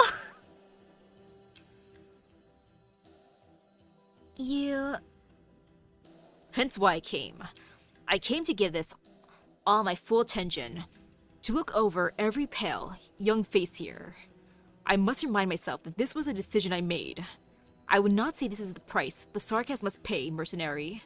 The Victorians killed them, but it was I that let them be killed by the Victorians. Why do you have to do it this way? To light a fire. Light a fire that will send across this great land. And we, the Sarkas, can find a place for ourselves, the room for us to exist only on such a divided land. Mercenary, you must learn to familiarize yourself with it. Be familiar with it, hate it, and finally accept it. Because this is the only way. A bright blaze flames high from the lockdown zone. An old building fiercely burning.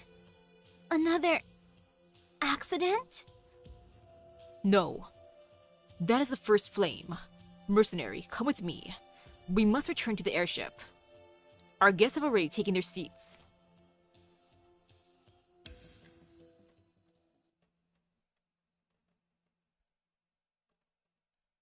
Ooh, and now a fight. This'll be fine. No fear. Yeah, no fear. I don't know where I want to face. Actually, it's not bad over here. Okay, yeah, this seems good. Just because I want to get rid of that thingy. Oh gosh.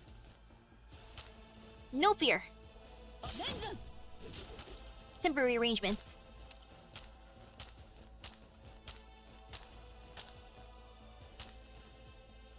No fear. Thank you, Myrtle, for doing this. Good security check.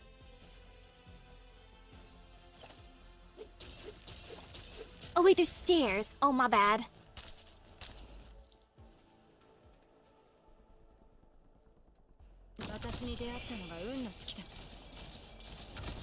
Okay, this is fine. This is fine. Yep, completely fine.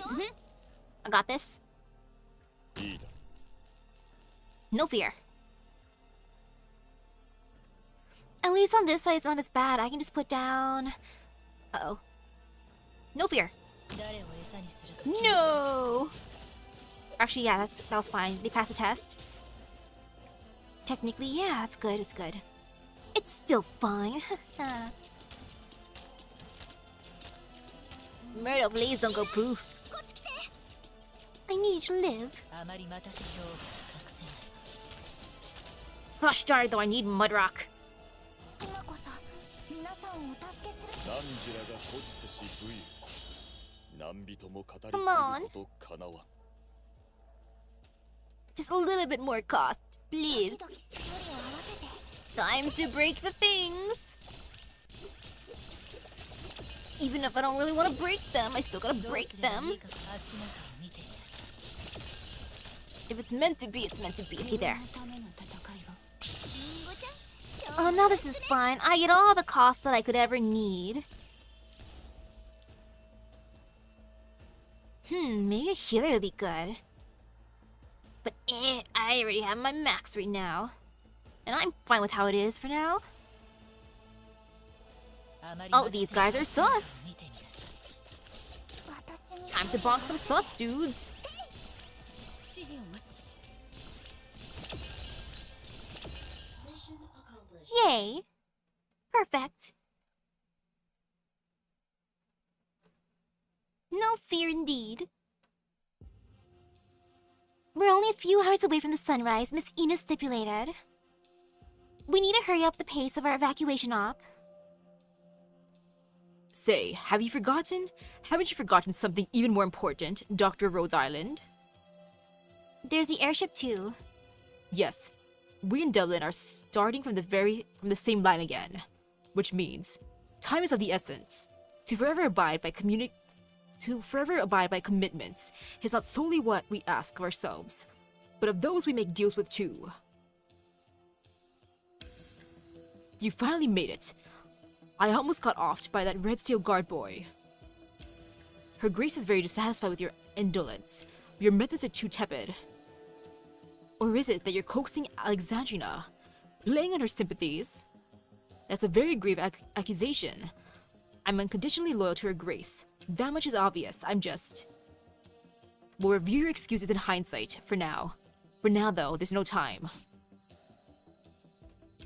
Oh, so it's a uniform. I want the coat. I especially like the jewel part. Those green jewels look pretty. Stay put, Rose Islanders.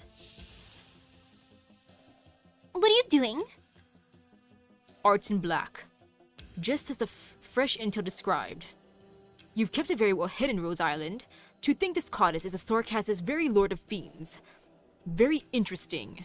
Perhaps this is an issue that can't be solved without you. Poet. To not have recognized this is a further failure of your duties. By what means does Her Grace hope for me to remedy this? While you were chatting with Dublin, we've had the position of the airship's dock confirmed. It's treacherous in there. But our fresh intel tells us the Lord of Fiends will have some way to handle it. So, little Lord of Fiends, you'll cooperate with us, won't you? And what about that Windermere girl? Forget trying to make up for things. The technology of the airship is our #1 priority.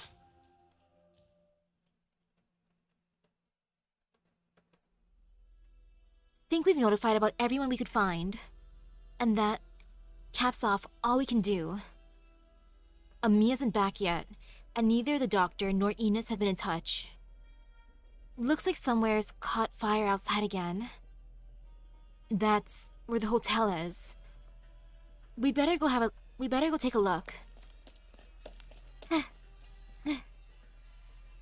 Delphine? What are you sprinting like that for? Where's that Rhodes Island lot? I'll lay this out straight. Listen up, Alexandrina Vina Victoria. Me and the doctor got pushed by the Trilby Asher into fulfilling that deal. They need to find the airship. Duke Wellington's army is on the plate already. Afraid Duke Caster's reinforcements are here too. They're all out to win the technology behind the Sarkaz airship. None of them will let their rivals have the advantage of getting it first. Norport's become the Duke's wrestling ring. Ha! Surprising exactly no one. What about that broadcast, pushing the Dukes into officially attacking this place? Miss Ina says she'll do all she can to make it happen. To what? What are you telling us? She says she needs until sunrise. Got it. Assuming the Dukes go with direct confrontation after all, how much time do we still have? As long as Miss Ina succeeds, the Duke of Windermere's high-speed warship should be approaching not long after the sun comes up. You've got a hell of a lot of people gathered here. The people who aren't here probably already got the news. Anyone who does want to come with us, we'll keep with the procession. So I suggest before the Duke's warship officially encroaches, we continue to wait here. With the present circumstances, going out in the street's not a good idea. It doesn't matter if it's Wellington or Castor, they won't hold back against anyone they think is in the way. No, we're best off leaving now. The Sarkis barracks around the barricade wall got ambushed. Odds are, more than likely some Duke's forces did it. We should get as close as we can to the part of the wall that's thin on defenses, while it's still night. More importantly, we need to let them all know, everyone's still peeping out from behind their windows, that what we said was true. This evacuation isn't some scheme to nab at their last resolves. To nab at the last of the reserves. It's not some Sarkaz trap to wipe them out. Reestablishing trust is a challenge. And the one and only way to do it is for them to see real action.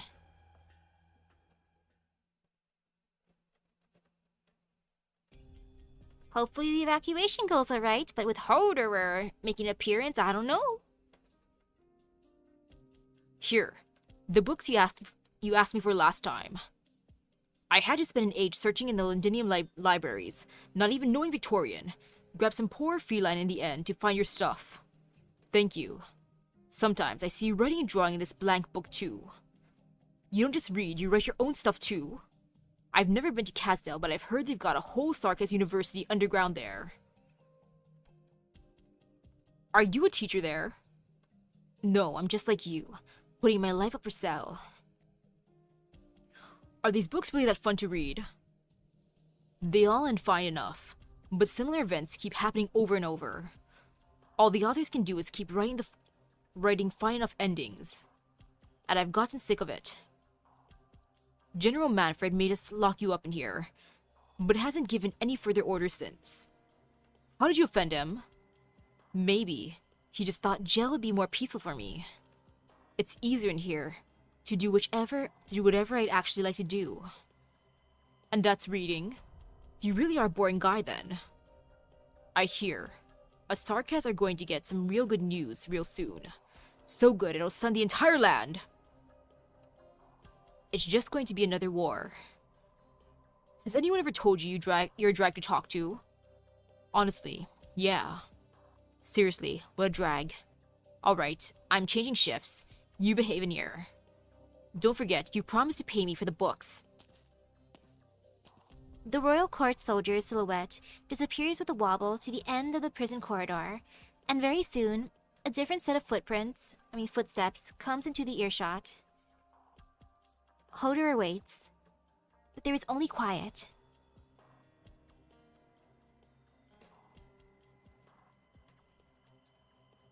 The crew are all aboard the airship now. Understood. Paprika. Here. Have you ever read a book called A History of Sarkaz War? No. You should. I have a copy in my drawer. You can take it. Is it a very fancy story? It is a history's annals. You said that already. Then you shouldn't be asking that sort of question. I disapprove of near to every viewpoint expressed in it. The weakness, the grief, the crushing. But still, I recognize that it is a book whose pages are soaked in blood. How would the writer describe the war that we're seeing right now? I'm as curious as you.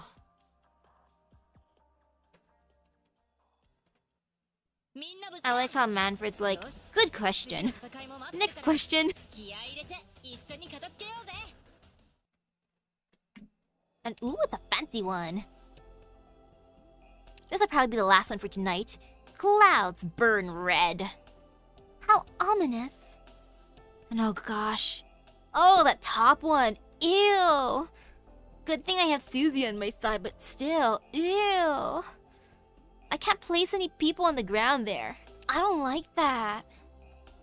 Just ew. But now it's fine. And now one more sip of water.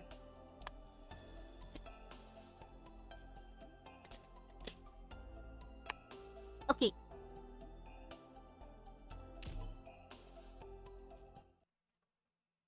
There. So this is the airship. All of our attempts to infiltrate it ended in failure. Anyone who approached simply vanished into thin air. Is that some kind of sarcasm witchcraft? Surely the Lord of Fiends would know how to neutralize it. Is Teresa here? But I can't feel. A heavy pressure comes over her. It is far too thick, far too cruel to be described or spoken of. Amiya can hardly stand. What is this? What are you doing, Lord of Fiends? Don't try anything funny. Neutralize it with your witchcraft, or else. Ugh. Ascalon! Sorry I'm late. Calm down, Ascalon. This is all my colleague's plan. I tried to talk him out of it. I don't intend to harm your doctor. We're just getting a deal done. You'll be the witness. Then get out of my way. What is it? You're really pale. What is it? What happened? You can't feel it because you're not a sarcas. We're coming face to face with our history. The sum of the sarcas is millennia of suffering. It's angry, it's screaming, and it's making all of us listen to it. No wonder. The Dukes are going to be disappointed. This is no engineering or technology that can be copied. The ship itself is a revenant. Oh. Oh my. How did the sarcas live? How did the sarcas live in the beginning? The elders and the ancients had not come upon the land yet. All things were how they should be. Then they came. They killed and slaughtered. They brought barbarism and rage upon the land. Their fangs and claws were not pointed at just each other, but at us as well. The proud sarcas never surrendered. We fought back. We fought rage with rage. They will taste the fruit of vengeance. I wonder how many souls makes up this place. It's a cluster. But Kasdale was destroyed in the blink of an eye. Despicable. They stopped at nothing. They were cunning, shameless, cruel. How dare they trample upon our pure Kasdale? How dare they? The voices. Don't let it affect you, Amiya. Resist the illusion. I know, I'm trying.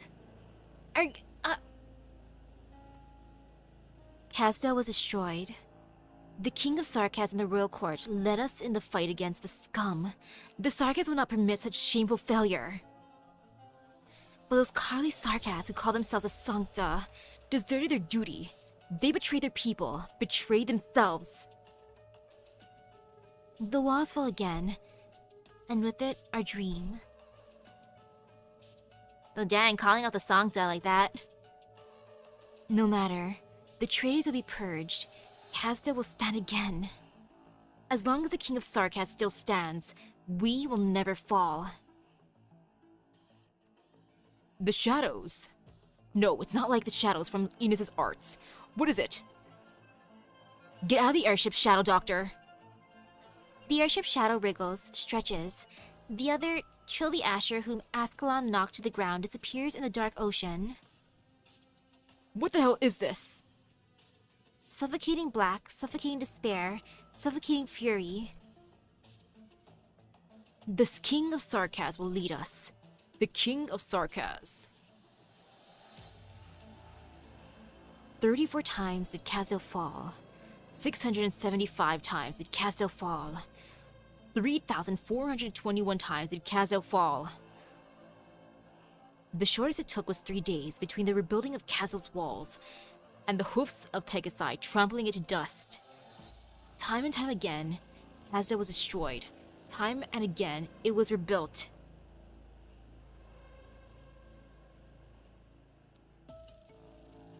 Yeah, it's no special technology that makes it fly. It's the people's, its souls. Time has changed our faces and theirs, but the way has never ended. Our resistance never wavered. But each rebuilding of Kazdil took longer than the previous one. Our civilization was devastated. Our arts were forgotten. But we still have our hatred. The King of Sarkas will slay our foes with it. I am proud of this, of our unwavering resolve. But what do I see?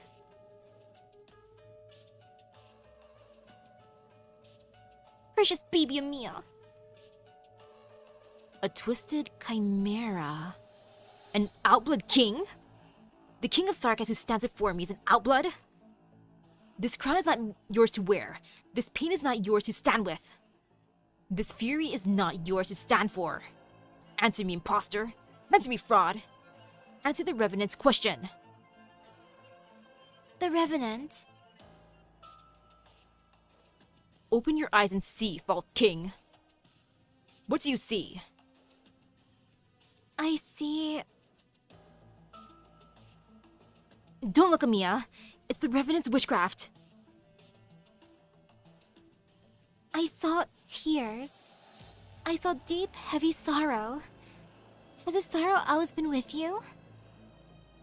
Sorrow? This is no sorrow.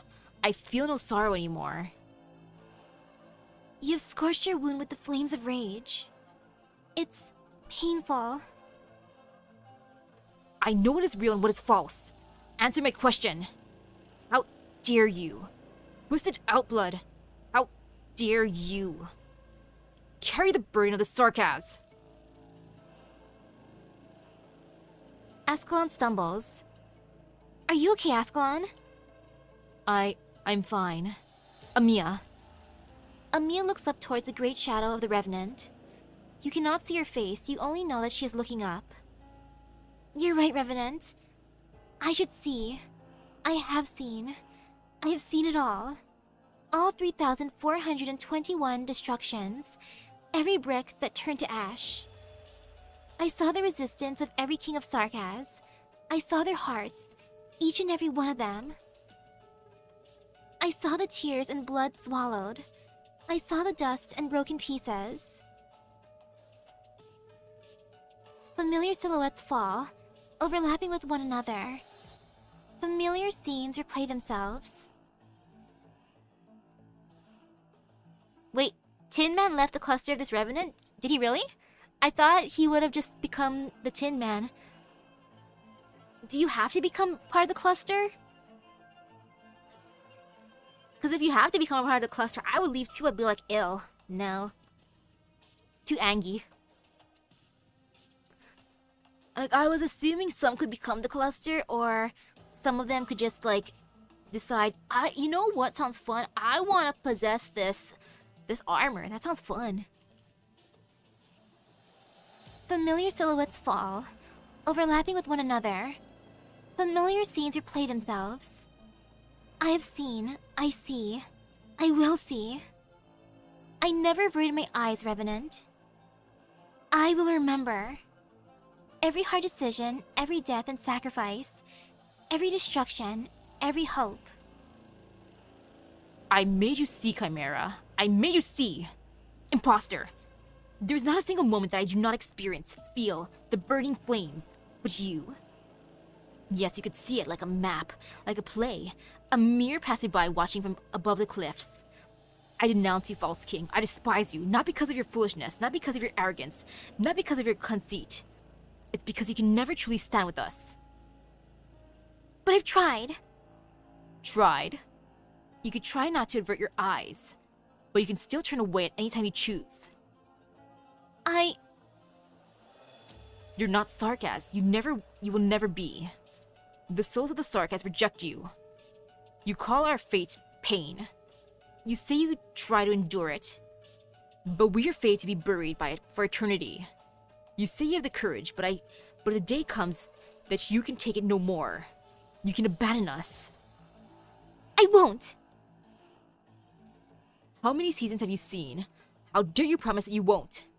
No, you will. You will because you can. How could Sarkas pick such a king? How could Sarkas accept such a king? Teresa wanted me to be.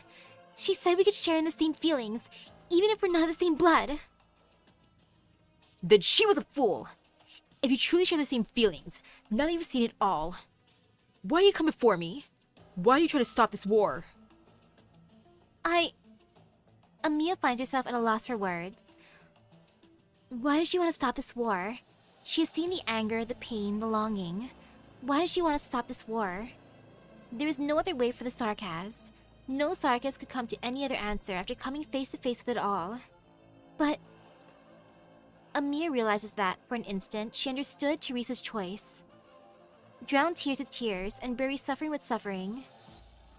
Only scorched earth will bring new life to the Sarkas. But still, I renounce this path. The Revenant was right. She renounced it. She can never truly stand with them. She can leave. Get out! Get out of us! The shadow wriggles furiously, splitting apart, growing so thick it seems to take physical form. The chaotic shadow of the Revenant emerges from the empty shipyard. Hey! She makes her grand appearance. Hello there, big one. The purple flame impacts the black shadow. You interest me, Revenant. What embers will you leave behind when you burn? That Draco, Eblana. Nothing in the mission brief said that she would show up. Go, hurry! Amiya! I'm fine. Here, hold on to me. Doctor, They're right. I can't stand with them. Maybe that's why it has to be you. Huh? The Draco's fire is getting closer. She's strong. We shouldn't try to fight her here. Humph. Interesting. Rhodes Island. I seem to hear that name often lately.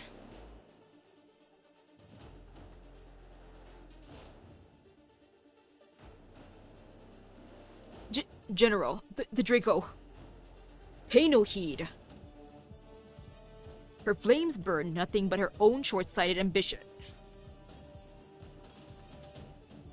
Lead us away from here, Great Revenant. The shipyard is too small for your fury. The noises of those outblood are not worth your time. I have heard from the Regent. He is ready. Wow, they don't... At least Manfred doesn't think she's a threat at all. It's like, Eblana, she's here, whatever. She can just do her thing. Look at her, just throwing a little temper tantrum. Well, his soldier's like, sir, she's doing a thing there. It's like, nah, no worries. Your Royal Highness, the Sarkas airship has taken off and is slowly training towards Londinium. Battleship squadrons are ready to intercept on the perimeter. Other regiments are also assembling. Oh? The Duke of Windermere's fleet is already deployed near the plate. The Duke of Castor's ships are also in movement and will likely approach in short order. Looks like everyone cares a lot about this place. Do they? Aren't the Dukes a little late? You're the manager of the hotel? What are you doing here? You're a Sarkas Mon Londinium? No, Colbert is just a Sarkas cleaner who thinks he's Victorian. What about you?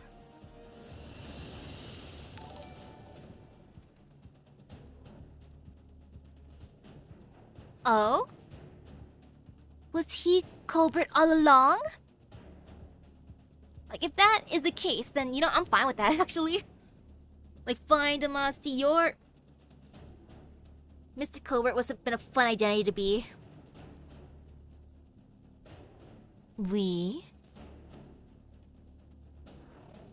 Cute, though.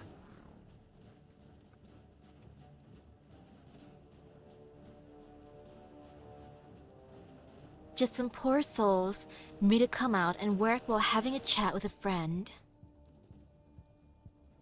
You're such a spoil sport, Draco. Why not have a chat with me? Why not have a chat with me? Give us a break. Let's get this over with. How ominous. I'm surprised that Amasti is that angry at her.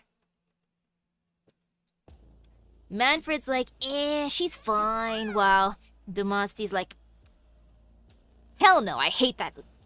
I hate her. The difference. No, shoot. No fear, no fear, no fear. Oh no, she's here too. I mean, of course she's here. I should have expected anything less.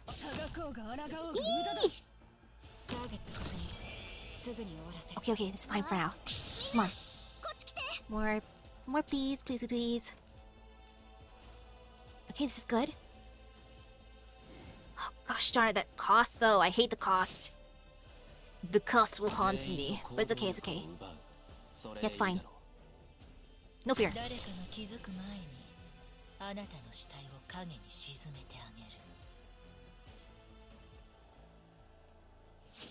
Yeah, this is fine for now.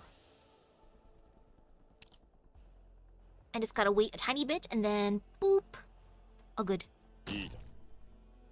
No fear.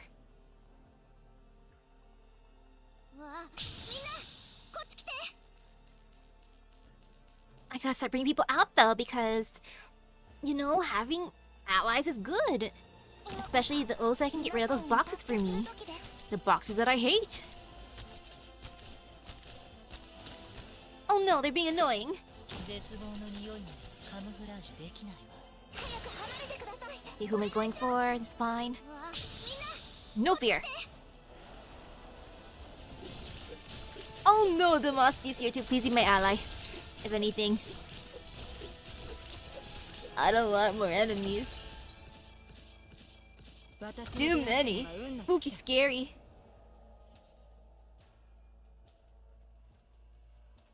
Are they gonna go through? Oh, they count as allies. Yay!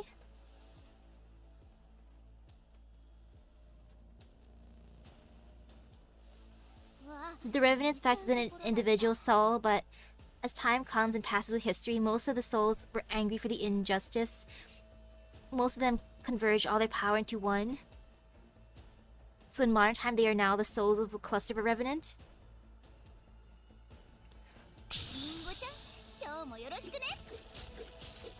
Yeah, that would make sense.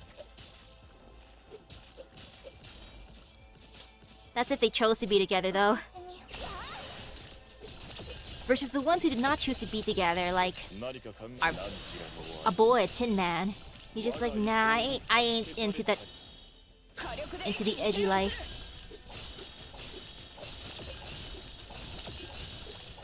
Like, I ain't no edgelord. And wow, I actually did it! Amazing! Much wow! Oh, I'm so proud! Cool! I half expected Damasti and Iblana to both go after me and then I go poof. Then again, it's not a boss stage, so of course it's not going to be that difficult. Copium for now. But yeah, I'm satisfied with the progress tonight. Got through a decent amount of the story. Started off on, what was that, 12:10, and then all the way here to 12:16. Woohoo! I feel good. Now I can make myself a sandwich. Proud. And if there's no sandwich, then at this point, I think I'm too lazy to make instant noodles. Even though I was like, Indomie, that sounds good. Samyang noodles, yum yum. But nah, soda crackers, that's peak. Soda crackers is like the best snack ever to me. It's just, it's always good no matter how I feel.